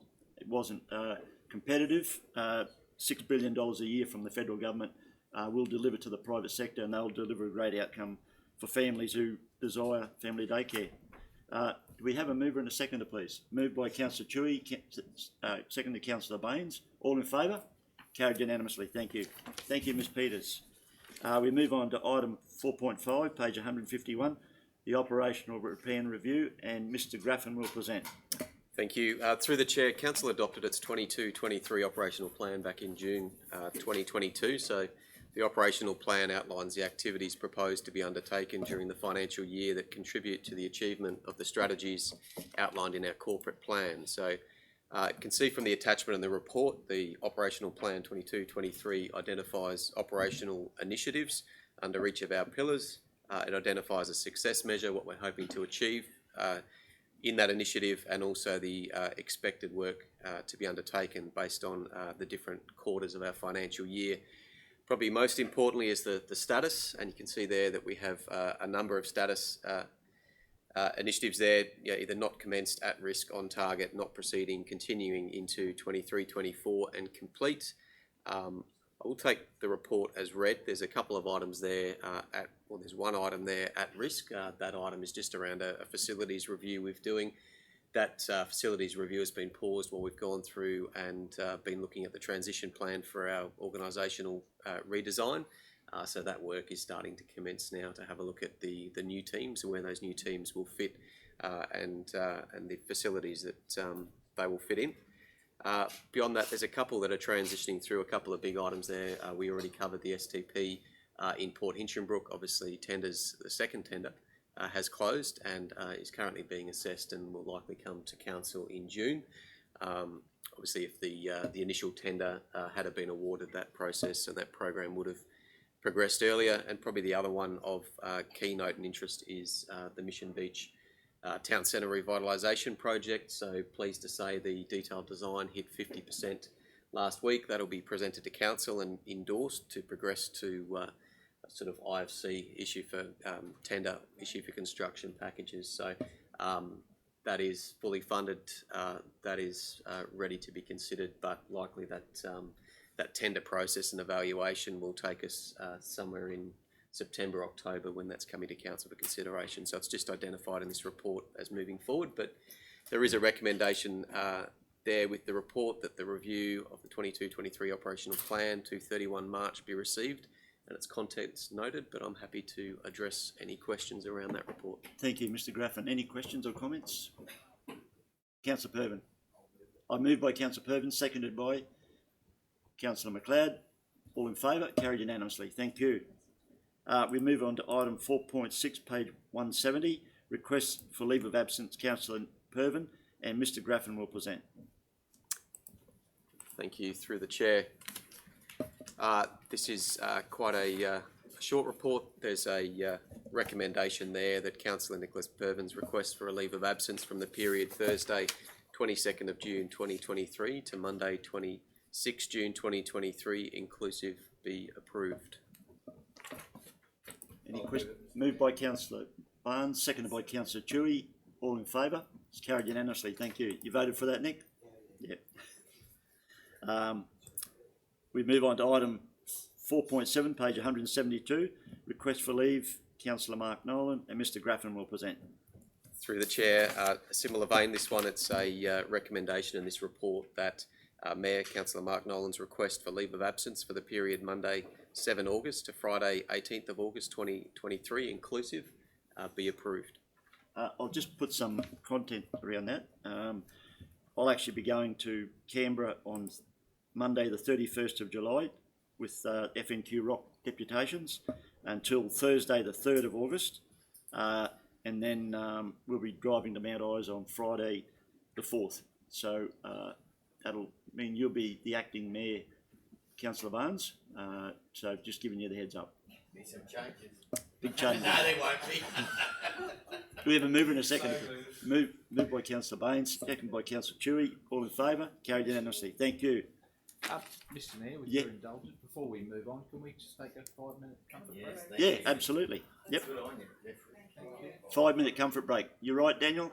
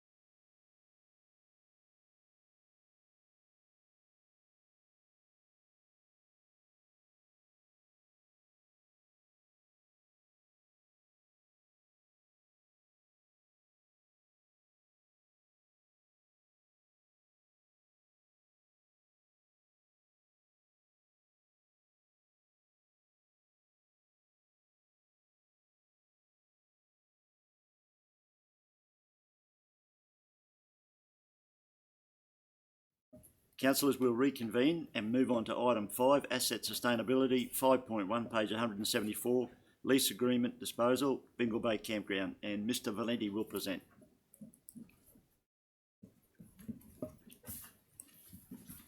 Welcome. Thank you. Good morning, Mr. Mayor, councillors, and Mr. Graffin. Good morning, Mr. Valenti. The Bingle Bay Campground is a very small campground.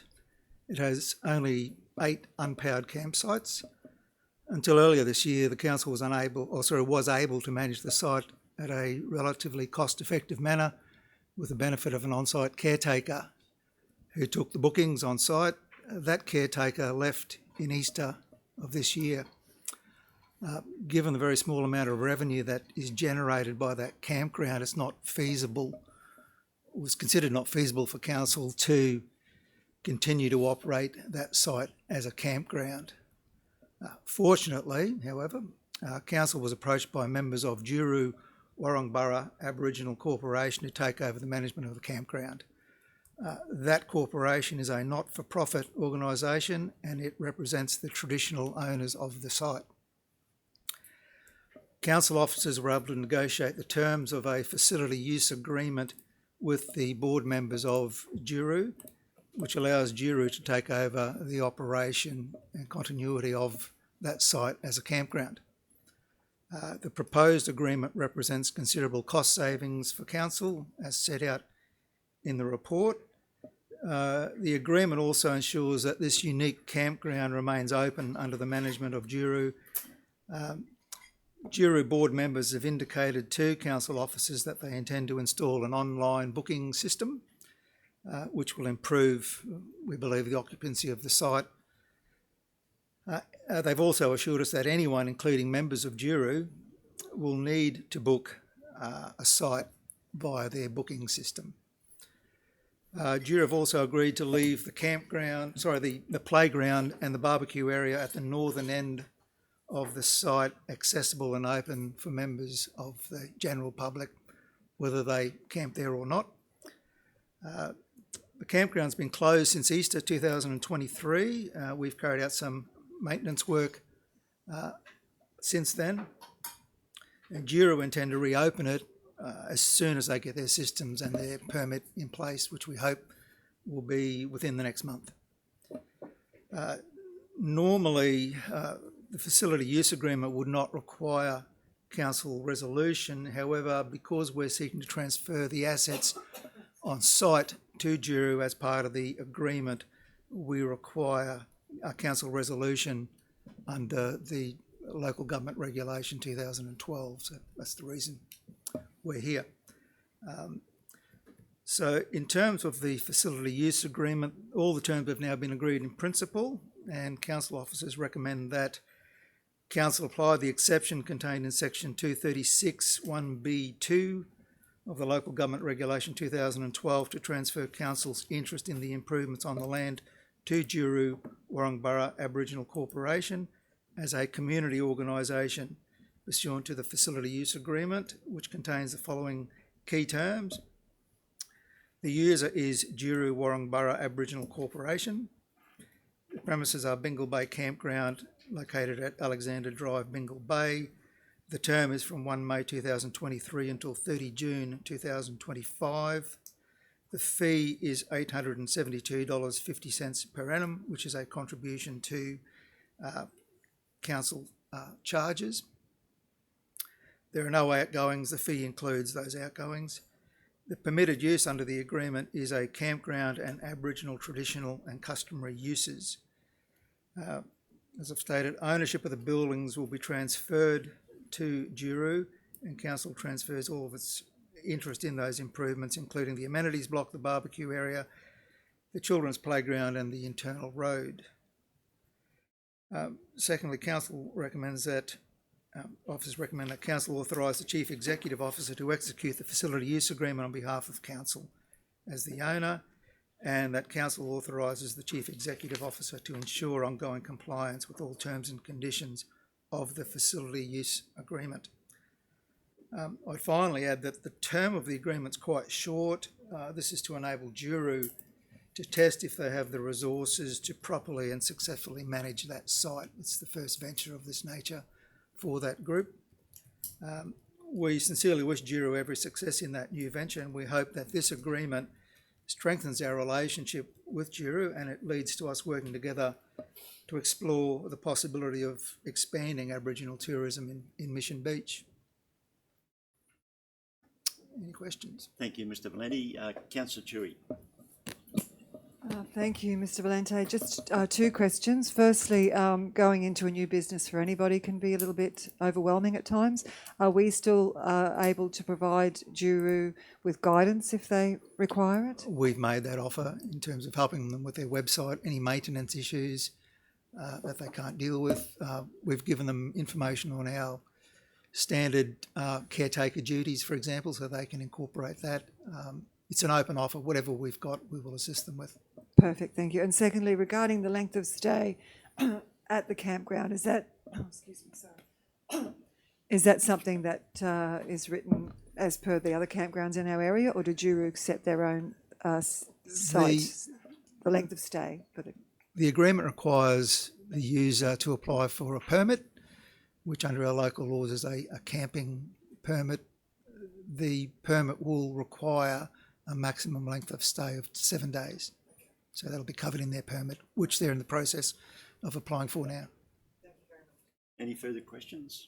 Councillor Barnes. Good, thanks, Mr. Mayor. So the maximum stay is 7 days only? Yes. We have other caravan parks, we're allowed to stay 30 days. This is a campground, that's the difference, okay.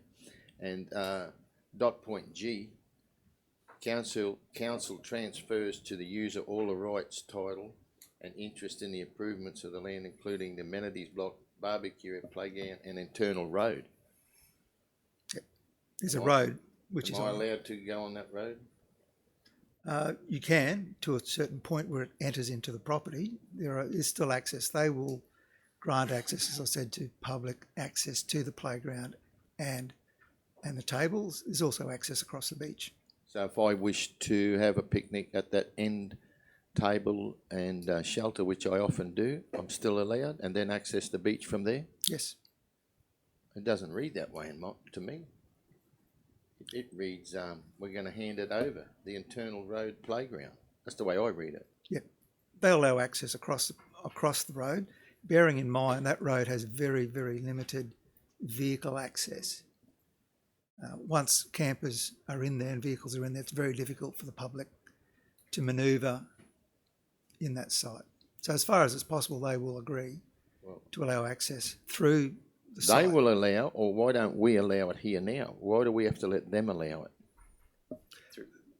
Through the chair, because if council do endorse the recommendation, they will have a management agreement over those assets. But I think the separation between the ownership of those assets and permissions to use those assets. So, but hang on.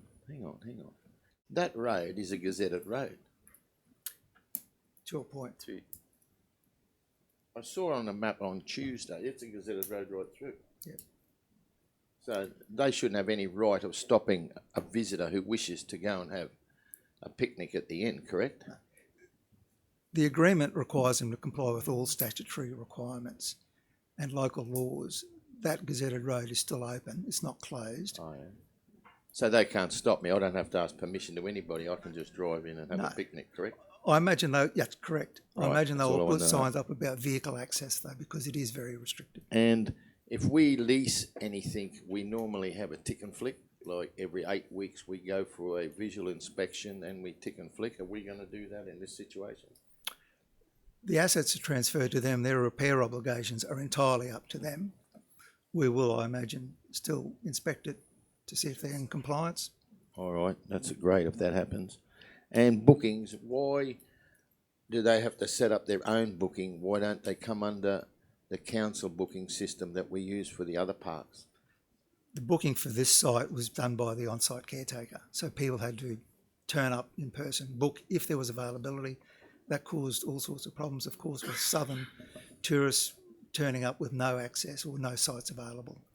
They are putting together their own website and booking system.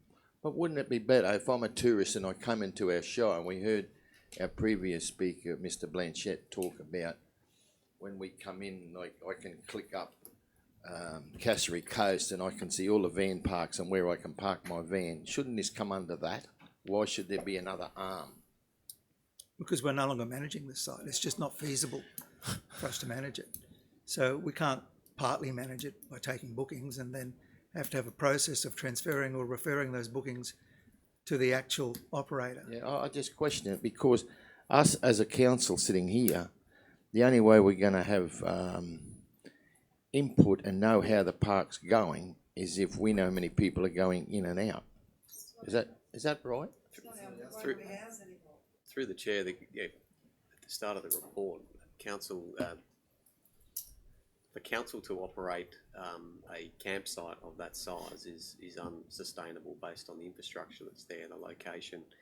I would imagine that Jiru Warrangborough Corporation, Aboriginal Corporation, would be a member of CCT and no different to any of the other campsites or campgrounds or caravan parks that are external to council. All right, I'm happy with those answers. Thank you. Any further questions or comments? I just want to say that I think if this recommendation gets up today, it's highly symbolic, given that it's happened in Reconciliation Week. I attended a Mundabara event at Curramine Beach on Saturday, and the feedback was that it's wonderful that council is allowing traditional custodians to care for their country. I think there's some really positive things about this recommendation, and I'll move it.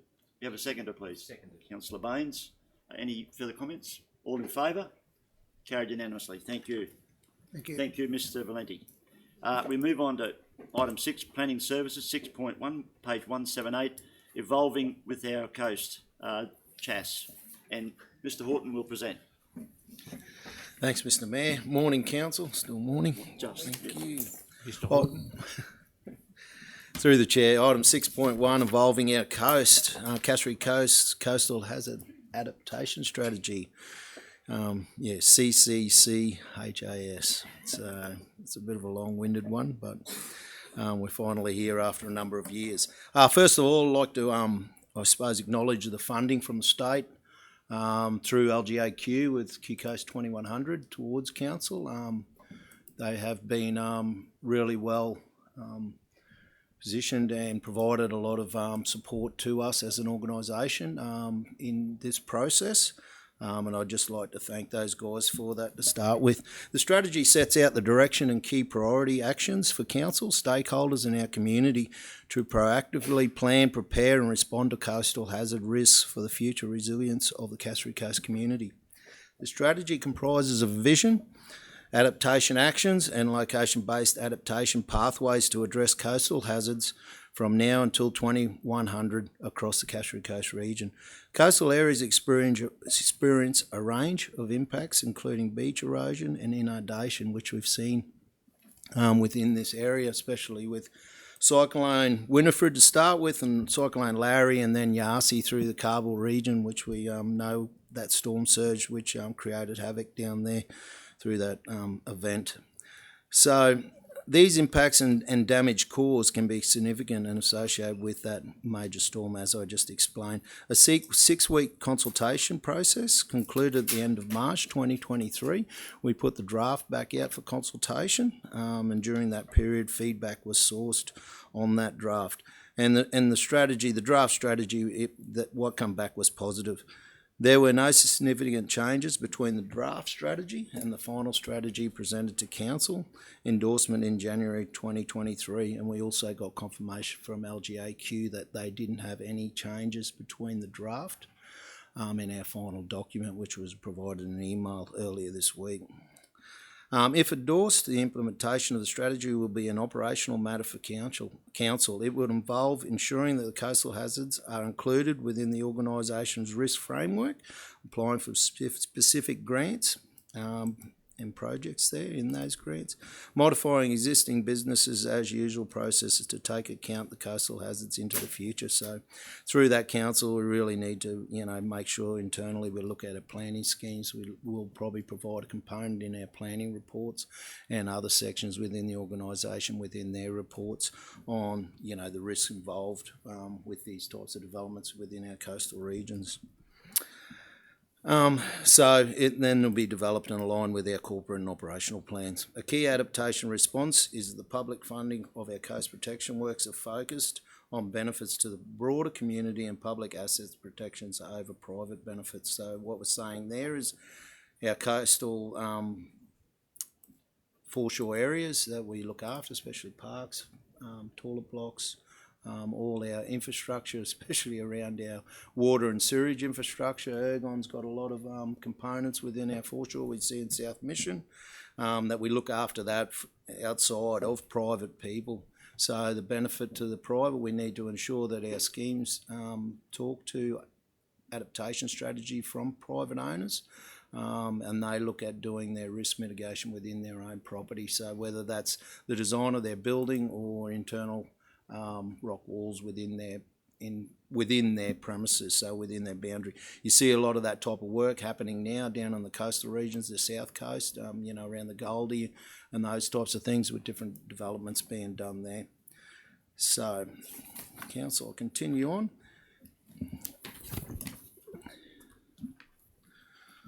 So in talking with that, however, where there is council asset, which is that critical infrastructure that I was talking to between the coastal hazard and private property, then council will consider funding the coastal protection works to protect that community asset. So a lot of properties in private property, there may be a road in front of them, there may be sewage main in front of that, so we need to ensure that we protect that, so that still continue.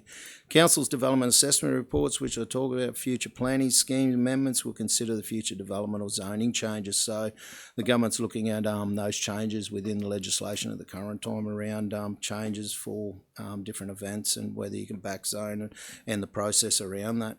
So council, the recommendation is to acknowledge the work done by the project group, including council's consultants and the community during the development of involving our coast, Cassowary Coast Coastal Adaptation Strategy, Hazard Adaptation Strategy, endorse the strategy and delegate authority to the Chief Executive Officer in accordance with the Local Government Act to finalise any and all matters relating to the above, if there's any minor works that are needed there. Thank you, Mr. Horton. Any questions or comments for the officer? Councillor Baines. Just to make a comment, I've been involved in this project with Mr. Horton from its inception, I think, about 7 years ago. Mr. Horton, it kicked off in this project, and it's been it's not a long-winded, but it's a very complicated space to be involved in, and it has been some swings and roundabouts during this journey, but just want to commend yourself and the external team that you engaged about the way that they got the community consultation up and rolling and had those discussions, and it's brought up a lot of varied conversations, about the way people may manage our foreshores on their own behalf, some of those sort of concepts. So I think it's very important that we get this in place. Wonderful that the state has funded it, and I do believe there may be some funding going towards the implementation of these plans in the future. So it's great to see this step today, and in saying that, Mr. Mayor, I would move this motion to see this endorsed today. Yep, moved by Councillor Baines. See us moving forward. Seconded by Councillor Purban. I just want to make a comment in relation to the work that's been done. Compliment you and Mr. Jones.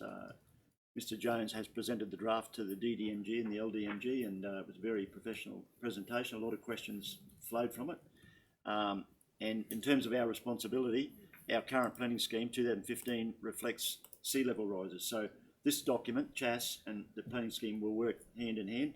And the other issue we have is we currently have 19 seawalls. Well, if people want to buy property on the foreshore and put in an application, who's going to pay for their property protection going forward?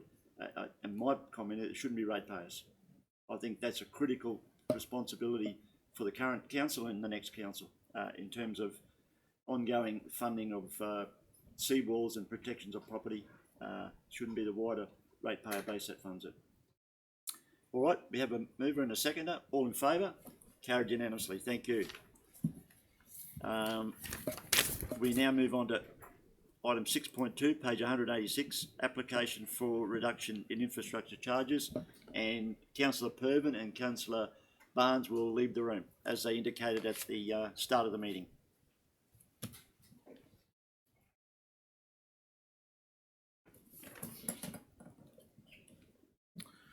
Thank you, Mr Mayor. Item 6.2, Council, application for reduction in infrastructure charges relating to RAL 230011, reconfiguring a lot, one lot into three lots on land described as Lot 37 on SP 160657, located at 22 Jackie Street, South Mission Beach.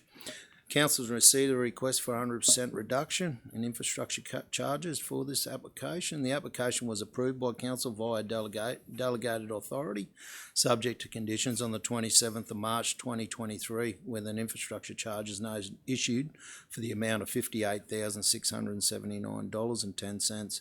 100% reduction in the infrastructure charges for this development will result in that discount and a revised infrastructure charges amount through our infrastructure agreement that we signed.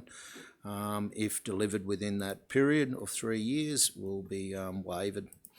Based on the 2021 land and foregone infrastructure charges would be recouped through additional rates in approximately 12 years. In addition to this, there will be a significant short-term benefit through the potential construction of 2 new dwelling houses, sheds, pools, and additional people in the area supporting the local economy. Proposed development complies with the eligibility and assessment criteria, and therefore it is recommended that the request for 100% reduction in infrastructure charges be approved by Council, provided that all the works associated with this development, as contained within the reconfiguring a lot, which is attached to this report, and any other statutory requirements completed prior to the 27th of March 2026, Council. Happy to answer any questions. Thank you, Mr Horton. Any questions for the officer? May I have a mover, please? Moved by Councillor McLeod, seconded by Councillor Baines. All in favour? Carried unanimously. Thank you.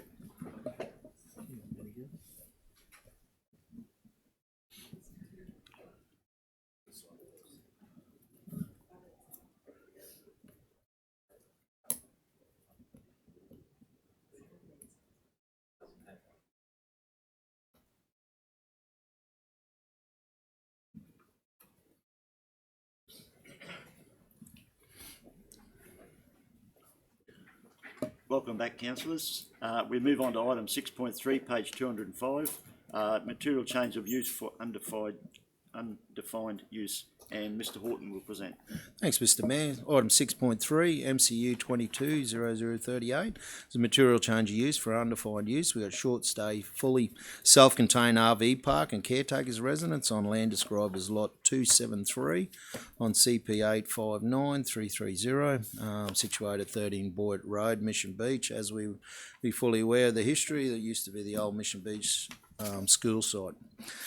So this development is in the lower portion of that, up against the main road through that area. Council's in receipt of this application, and the proposed development seeks to establish 20 parking bays to accommodate self-contained recreational vehicles for short-term stays. The existing dwelling house will be utilised as a caretaker's residence to manage the proposed use.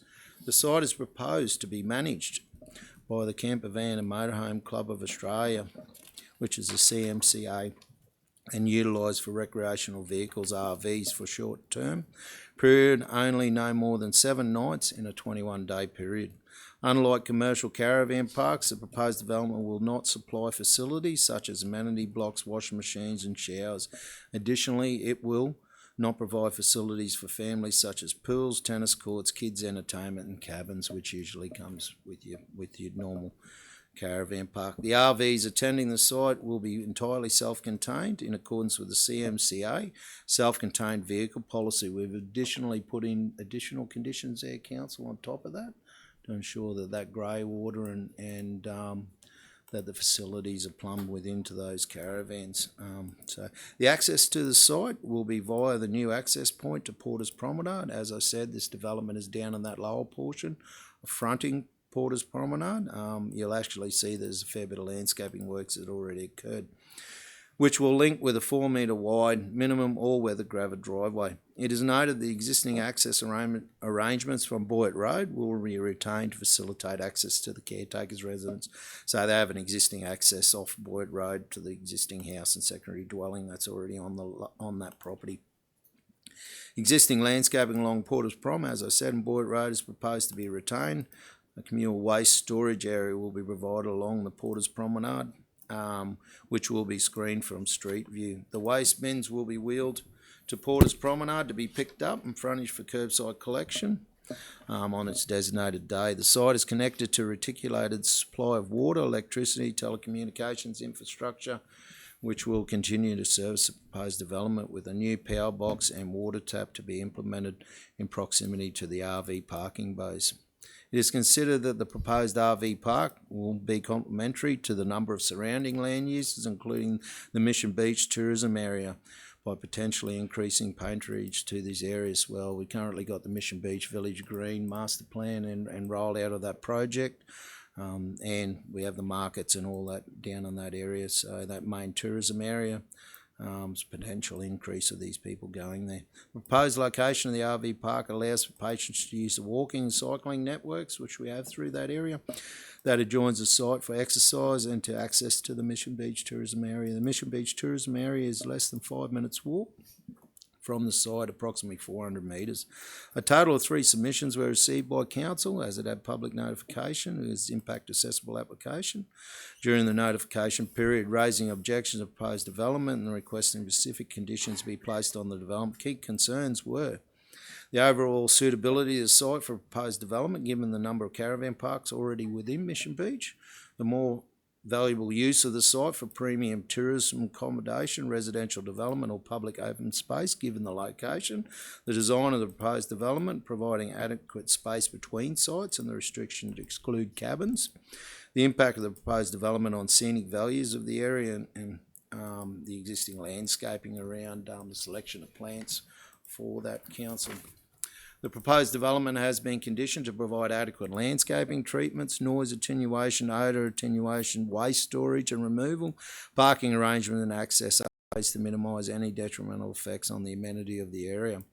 The site is included within the township zone Greater Mission Beach Tourism Precinct under the Cassowary Coast Regional Council Planning Scheme 2015, I should say, and given the size of the site, it should be utilised for tourism development, which is what has been proposed through the provisions of self-contained RVs. It doesn't mean just because the RVs go in now that, you know, in the future the commercial decisions made by the owner to build units or anything like that. So solely, you know, commercial type decision on where they go and how they use that property.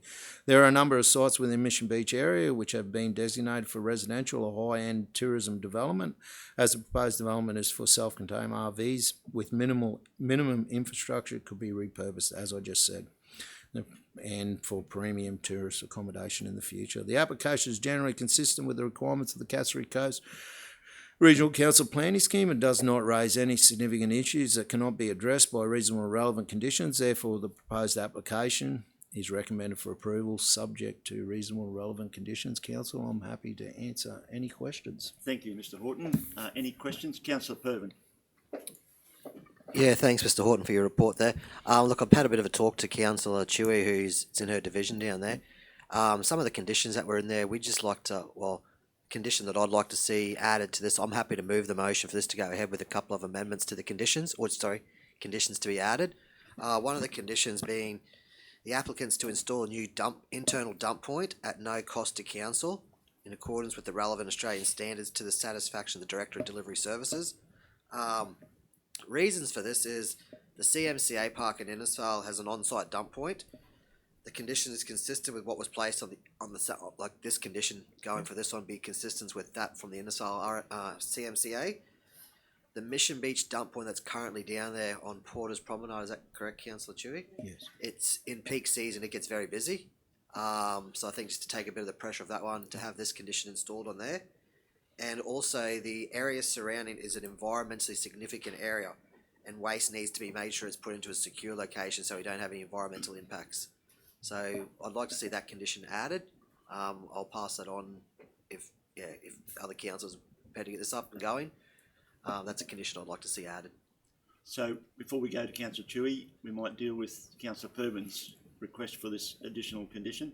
So you've moved that? I'll move that. Yes. Do we have a seconder for that condition to be added?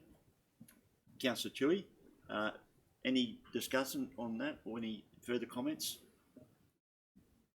All in favour? It's carried unanimously. Thank you. Over to you, Councillor Chewy.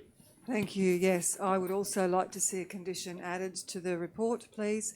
The condition is that no dogs are permitted on the site and associated with those staying at the RV park.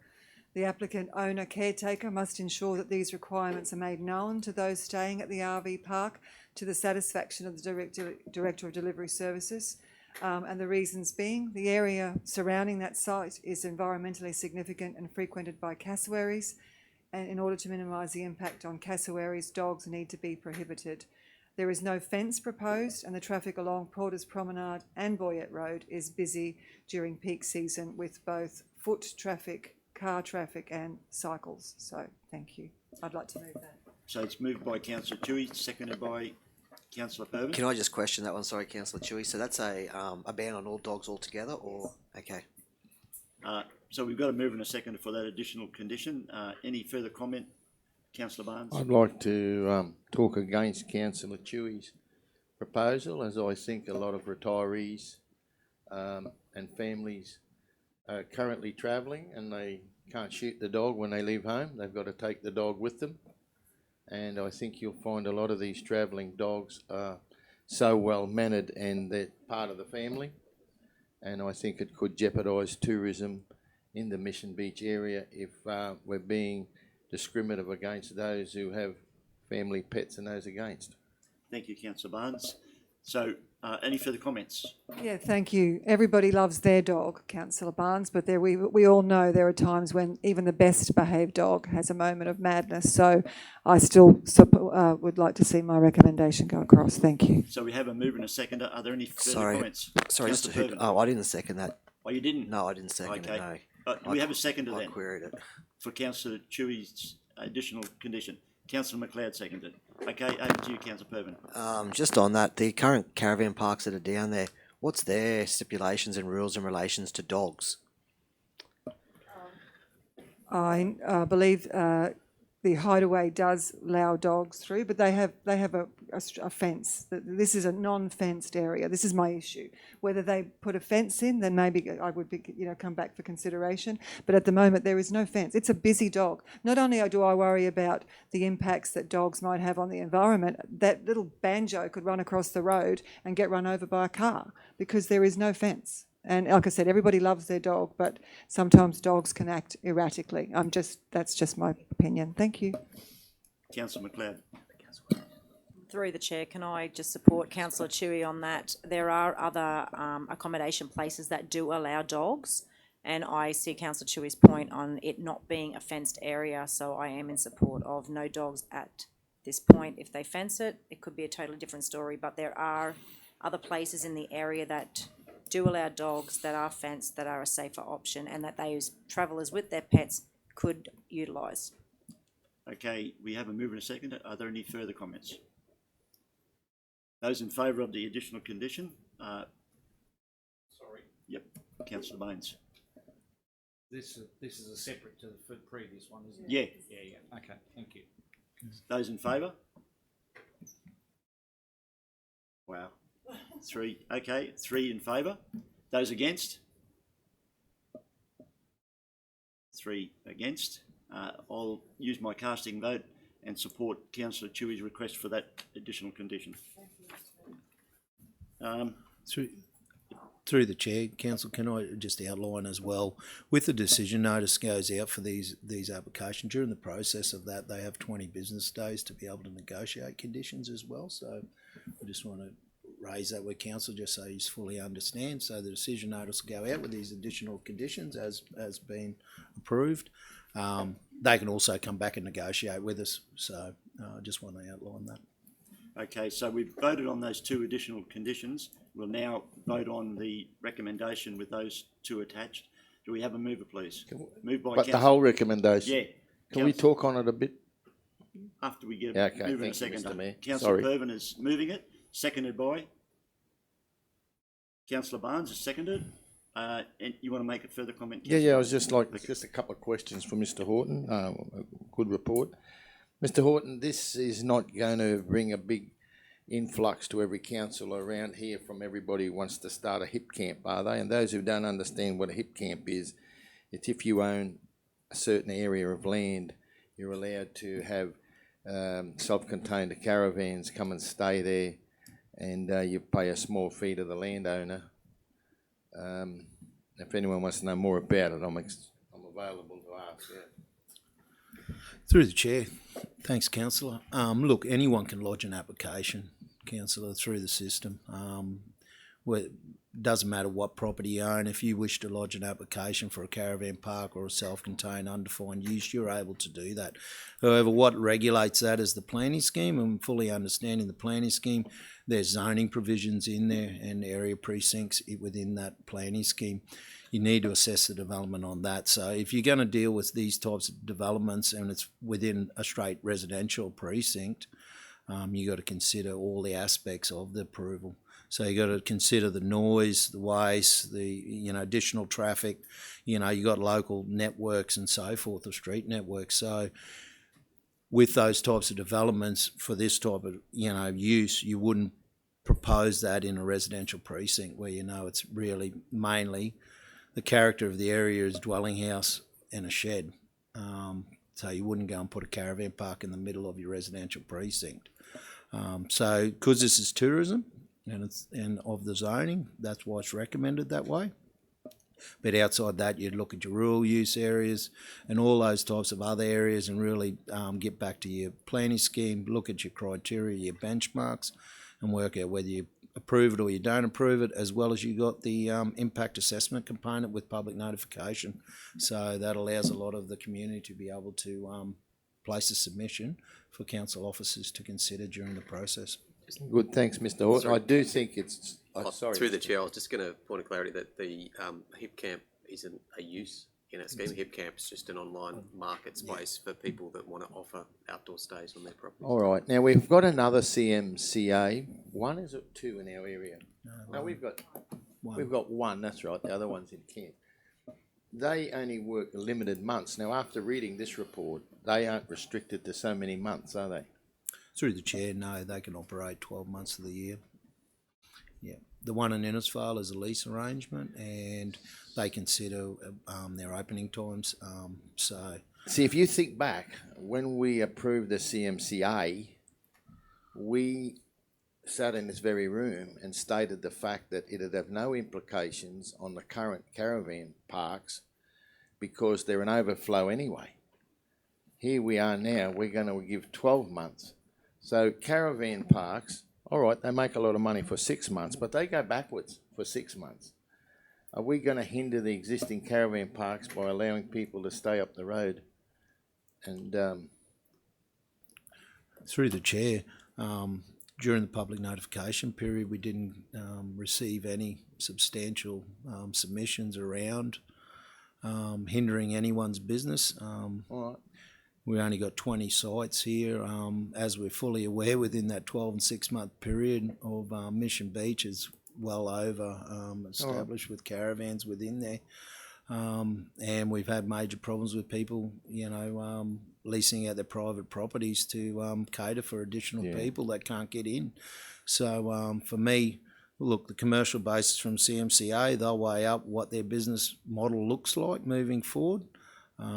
If they leave, well, the owner can run the business. The approval runs with the land. It doesn't have to be CMCA.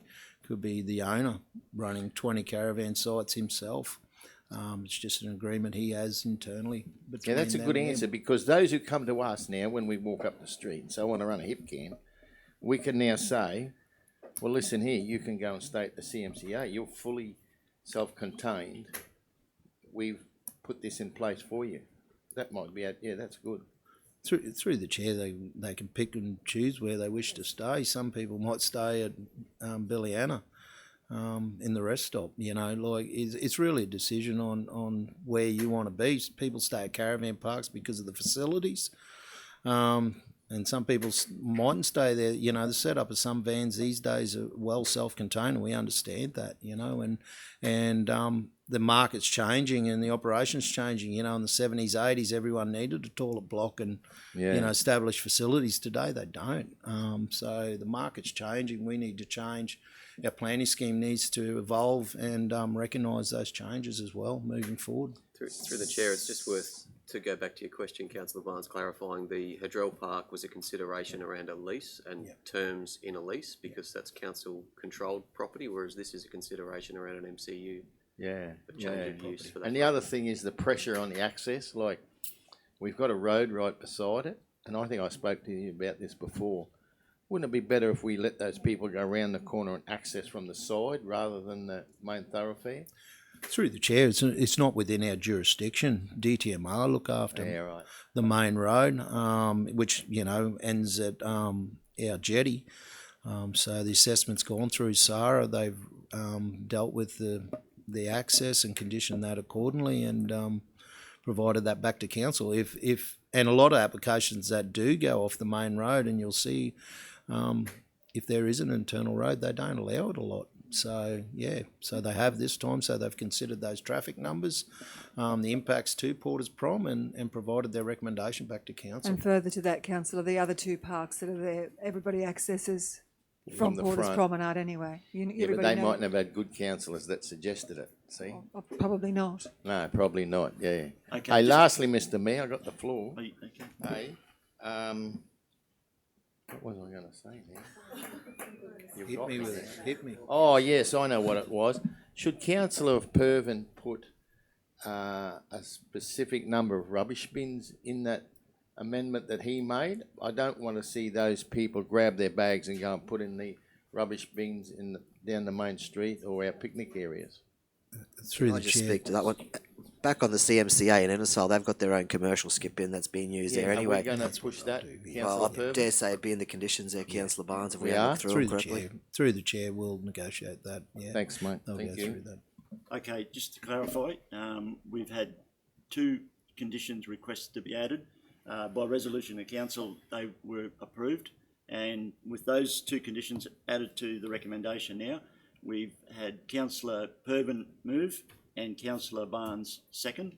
Any further comments? All in favour? Carried unanimously. Thank you. Thanks, council. Thank you, Mr Horton. We now move on to general business, item 7. I remind councillors your Mayor's monthly report to Di Vitale to make sure that the public can see what we've been up to for the last month. And I'll open it up to the floor for any general business items.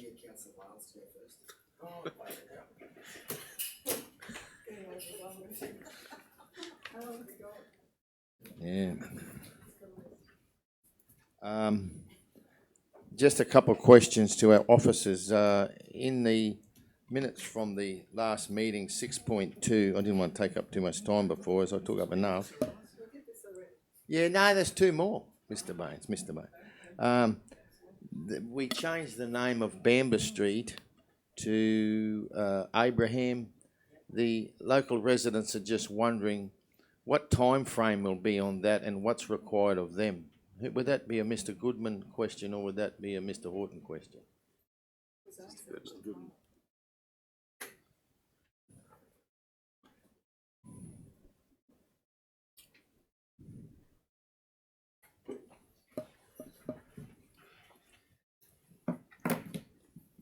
Through the chair, unfortunately, I can't give specific timeframes right now. We've had staff members on extended leave. However, I did give an assurance when that agenda item was presented, which I'm happy to reinforce now, that there will be extensive communication with the residents of that section of Bamber Street at the time that we have worked out the process for formally renaming that section of road. So what they will need to do, I certainly acknowledge there is a reasonable amount of process to go through and change their addresses on any number of,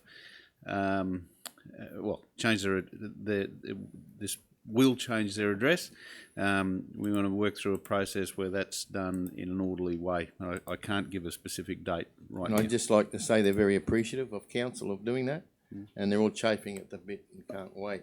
Mr. Goodman, the pigs are out of hand again. You know, I know there's government money coming, but let me tell you, I've never seen them so bad as currently. And the quicker that we can work with Councillor Baines and try and put a lot more effort into it, the better off we'll be as a shire, I think. And last question, thank God. Hang on. Oh, here we go. Would you like an answer to that? Oh, here we go. War and peace. No, not war and peace at all.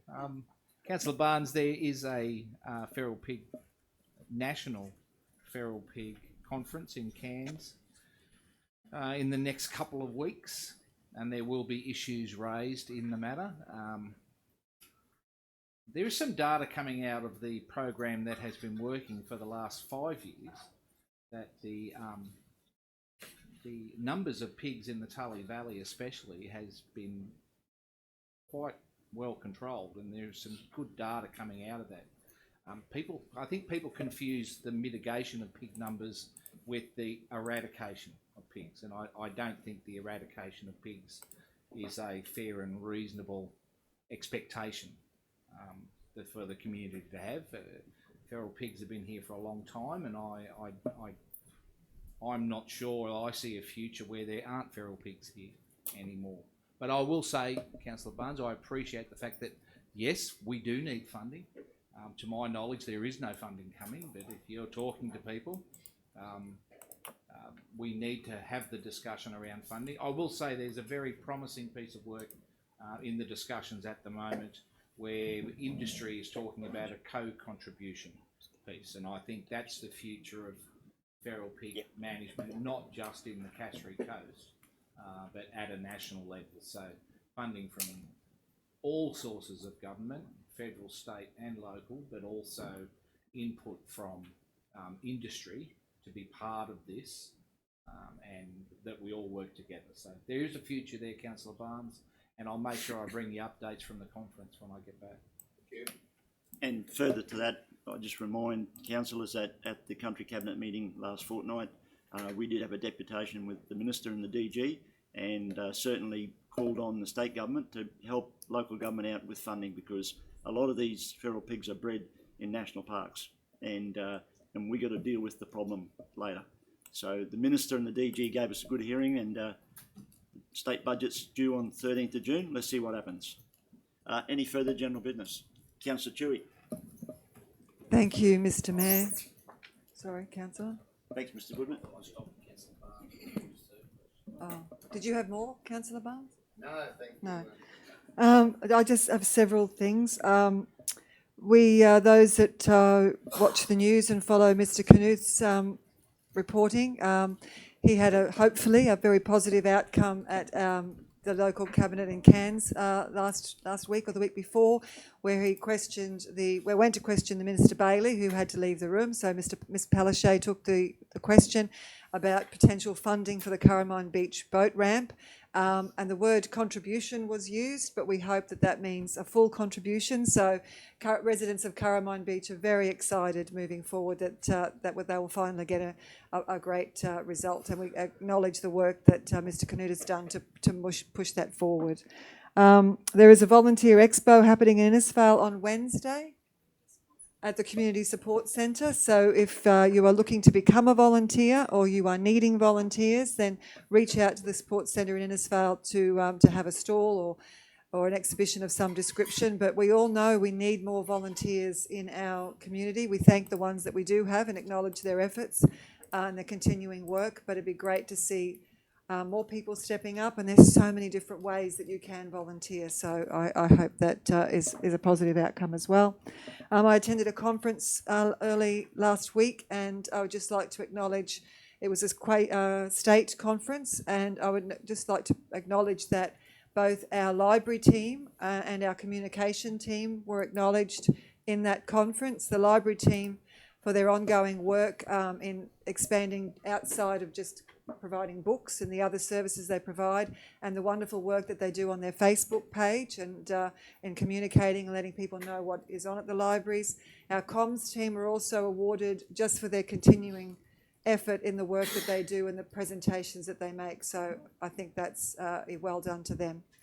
And also lastly, I would just like to thank everybody today for wearing purple. This is the month to acknowledge family and domestic violence. Sadly, it is a subject that is not going away, and not just May is the month to acknowledge it, but every month is obviously, it is a part of our society. Unfortunately, I attended a meeting yesterday with QPS. There is an app that people can download. It's called Be There. Now, it's not an app for people who are victims, but it is if you have a friend, a neighbour, a colleague, a family member that you are concerned or experiencing domestic violence, then you can go to the app. It provides tools that can help identify or validate behaviour that is abusive, and then assists in navigating safe ways to support victims. So, yes, it's a very important piece. I know it can be very challenging and confrontational, and people sometimes don't want to become involved, and I completely understand that there is a fear with that. But please, if you are fearful or concerned for somebody, reach out to the police, reach out to somebody. Don't let that go on. So, yes, thank you. It's called Be There, and it's available from the App Store. Thank you. That's all I have. Thank you, Councillor Dewey. And Councillor McLeod. Yes, thank you through the chair. I just want to publicly acknowledge the great work that is happening around the CBD revitalisation project. I want to commend the community members that have come out of their own time and bat for several meetings. They met again this morning to have another discussion with the project team there, and also our stakeholder reference group, who are delivering a lot of good initiatives and ideas regarding that project. That is live on the Your Say platform from the website. So please, if you're out in the public, have a look at that proposed master plan, we want to say. Is that what it is? Yeah. Draft master plan. If there's anything that you don't like, that you do like, please make comment, and then that way they can take that back to that group. But there is some really exciting stuff happening, so please get on there and have a look, and I commend everybody from the public to the reference group of the amazing commitment they're putting towards this project. So thank you very much. Thank you, Councillor McLeod. Any further general business? Councillor Pervin. Yeah, Mr. Chair, first of all, I'd just like to say well done to some of the user groups out there that I believe were very successful in some funding opportunities. The United Football Club Caster Park for lighting, Calendar Park for lighting, and the Tully Cricket for nets. I think well done to those user groups and those that put the application in for the grant funding. Hard work pays off, and hats off to those groups, and can't wait to see the new lights in effect. Yeah, no, it's a good result, and that notification came from the Assistant Minister for Local Government, Nikki Boyd, 24 hours ago, so really good outcome. Any further general business? Councillor Baines. Thank you, Mr. Chair. I'd just like, it's Commendation Day, so I think I'd like to really commend the team, the design team and council staff, the community that are all living adjacent to the Dalrymple Esplanade shared pathway. Very, very happy that construction has started. I have been fixing no dates because it's all weather dependent, and the depending weather at the moment is quite dependent. But I'd just like to pass on the feelings from the community that this has been a long process. We've been on this for quite a few years, but they are very pleased that the work has started, and they asked me to please pass on my thanks and congratulations to the team. Thank you, Councillor Baines. Any further general business? Okay, we move on to item 8, confidential reports, and we're now going to close the meeting to the public, and the reasons we're going to close is to discuss 8.1, page 264, intention to sell land for rate arrears, 8.2, page 271, sole, specialised or confidential nature service supplier list, and 8.3, page 278, lease disposal, Dunk Island. Will somebody move that we close to the public? Moved by Councillor Chewy, seconded by Councillor Pervin. All in favour? It's carried unanimously. Thank you.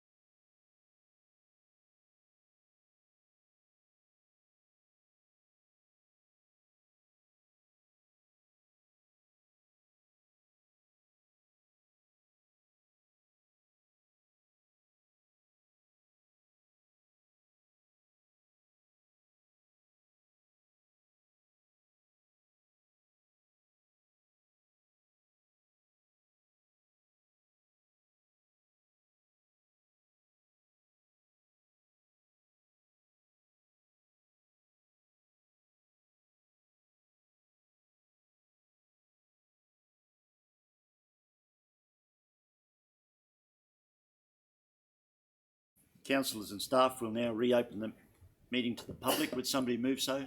Moved by Councillor Baines, seconded by Councillor Barnes. Carried unanimously. Thank you. We go into item 8.1, page 264, intention to sell land for rate arrears, and Ms Vick will present. Council officers completed a review of properties with outstanding rates exceeding 3 years for residential properties and 1 year or more for commercial and vacant land properties. A total of 28 properties met this criteria as set out in the Local Government Regulation 2012. Following a council resolution, notice of intention to sell letters were issued on the 4th of January 2023. The property owners were required to pay the outstanding rates and charges in full in order for the proceedings to be terminated. Council must start the procedures for selling the remaining land within 6 months after the local government gives the notice of intention to sell land. There remain 23 properties as per Schedule 1 which have overdue rates not paid as required by the intention to sell notices. Council must now undertake the necessary procedures to sell the land in accordance with the requirements of the Local Government Regulation 2012. I'd like to make mention that once the outstandings are paid in full for any one of these properties on this schedule, all proceedings to auction the land will be terminated. The recommendations that the land described as per Schedule 1 attached be sold by auction for overdue rates at 10 a.m. Saturday the 24th of June this year at Tulloch Civic Centre, Bryant Street, Tully, and also that the Chief Executive Officer be authorised to set the reserve price on the land as per the Local Government Regulation 2012. Thank you, Ms Vick. Any questions or comments? Councillor Pervin. Yeah, thanks, Mr. Chair. So in relation to this item, I'd just like to move in a new motion altogether. So you're rejecting the... I'm rejecting this motion, and I want to put a new motion forward. Councillors, please bear with me. Number 1, the land described as per Schedule 1 attached, exclude the land described as lots 1 to 12 and lot 30 on SP 208891, be sold by auction for overdue rates at 10 a.m. on Saturday 24th of June at the Shire Hall, 70 Rankin Street, Innisfail. Number 2, the Chief Executive Officer be authorised to set the reserve price on the land as per the Local Government Regulation 2012. Number 3, the Chief Executive Officer bring a report to Council to consider options for lands described as lots 1 to 12 and lot 30 on SP 208891.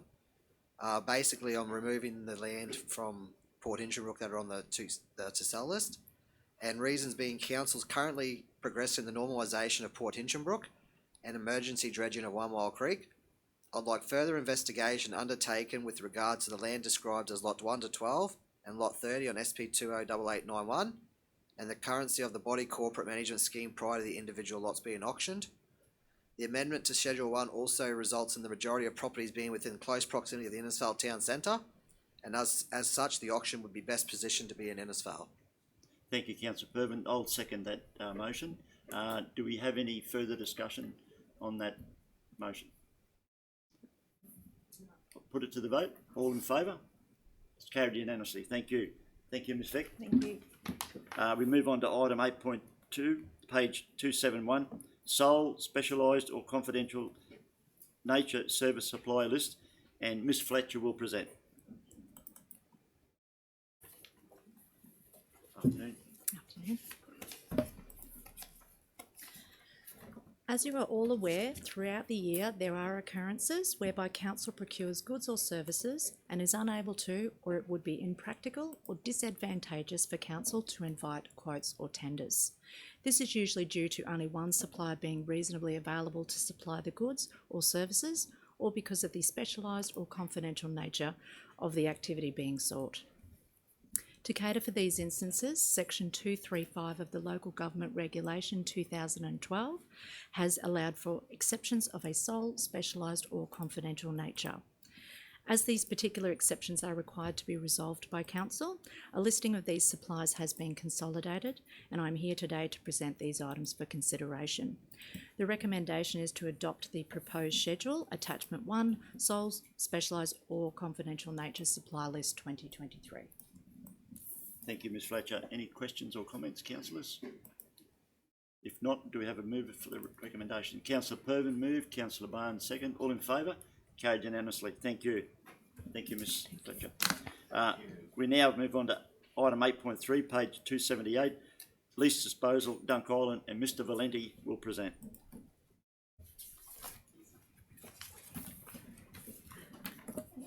Thank you again, Mr Mayor, councillors, Mr Graffin.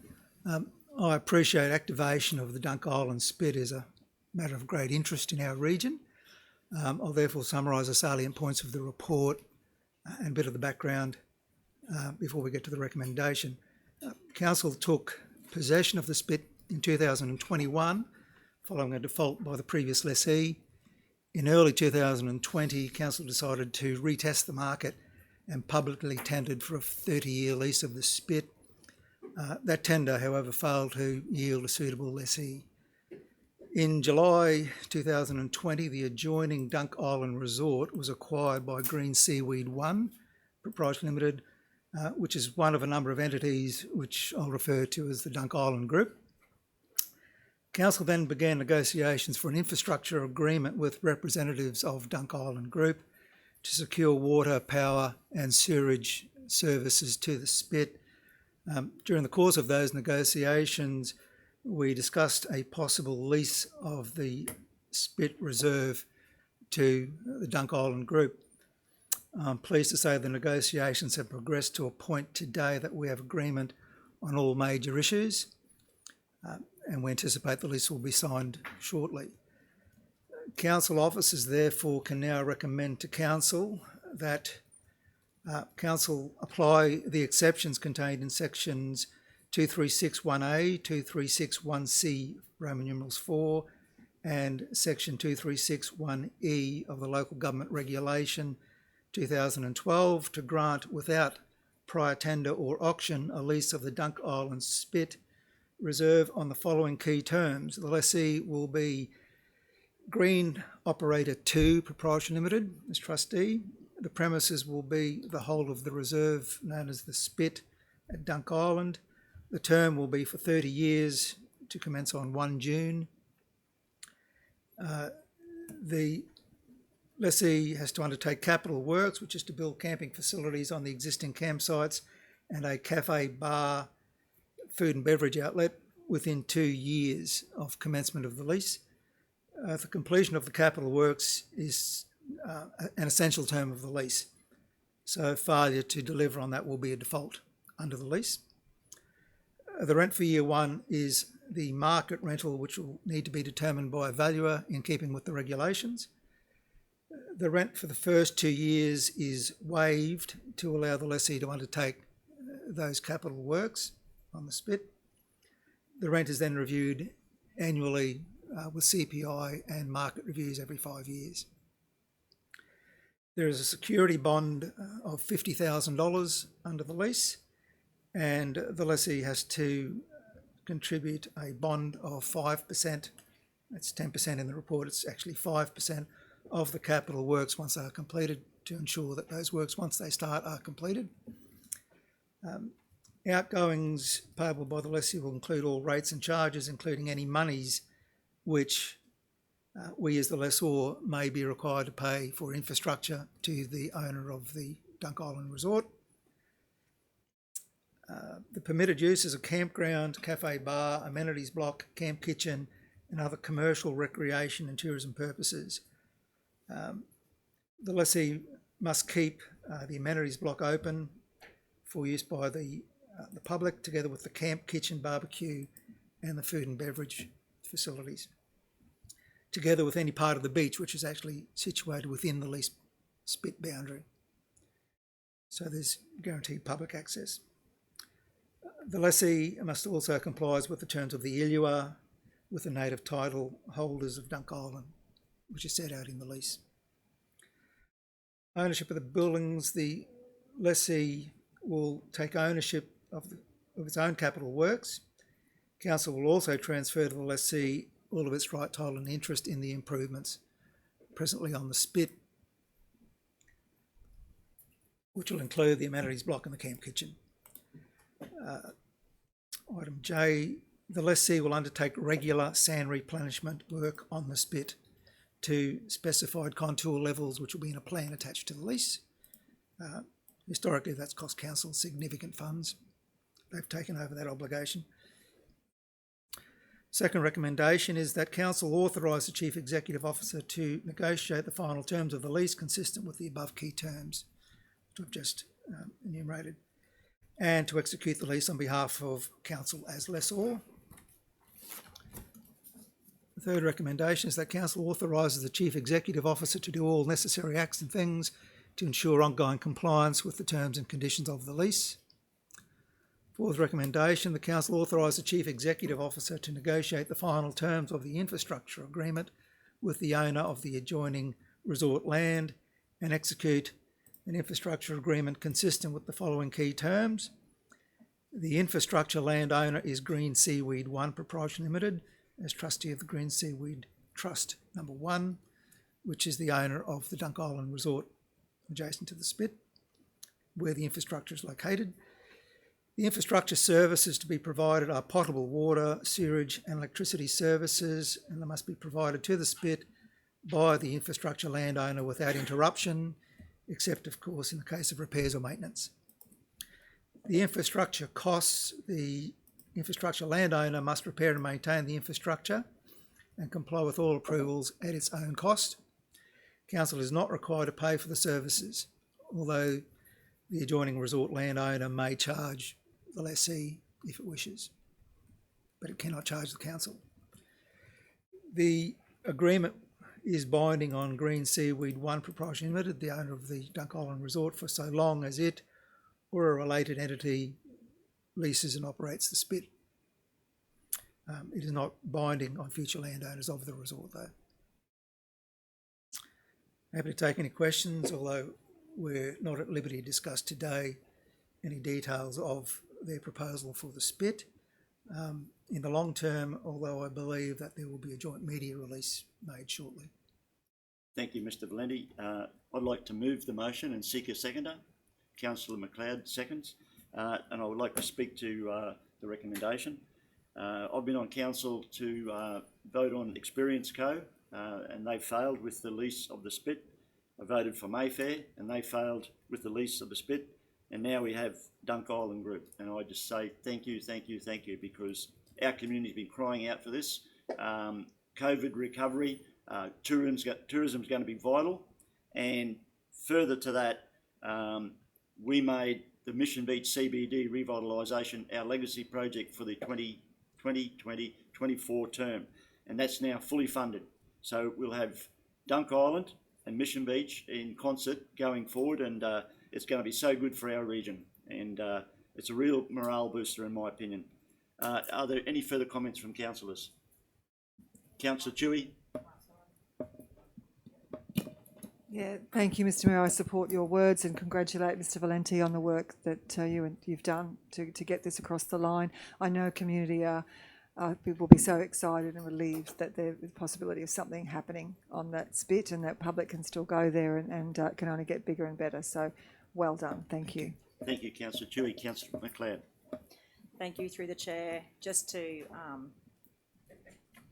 reiterate what you guys have said, as the Tourism and Economic Development Portfolio holder, it will be great to see Dunk Island Spit reactivated, not only for the Mission Beach area, but for our whole entire Cassowary Coast region. And I do want to thank the team for getting it to this point. So thank you very much on behalf of the whole region. Thank you, Councillor McLeod. Any further comments, councillors? Councillor Baines. I think I'm just going to reiterate the feeling around the table. It's wonderful to see this go. I commend the team on the negotiations. It's very important that there are, I believe it seems to be, there are aspects in there that protect council from risk and should also encourage the community that this is moving forward in a very positive sense. So, great work. Thank you, Councillor Baines. Any further comments? Put it to the vote. All in favour? Carried unanimously. Thank you. Thank you, Mr. Valenti. Thank you. Declare the meeting closed at 12:22. Thank you.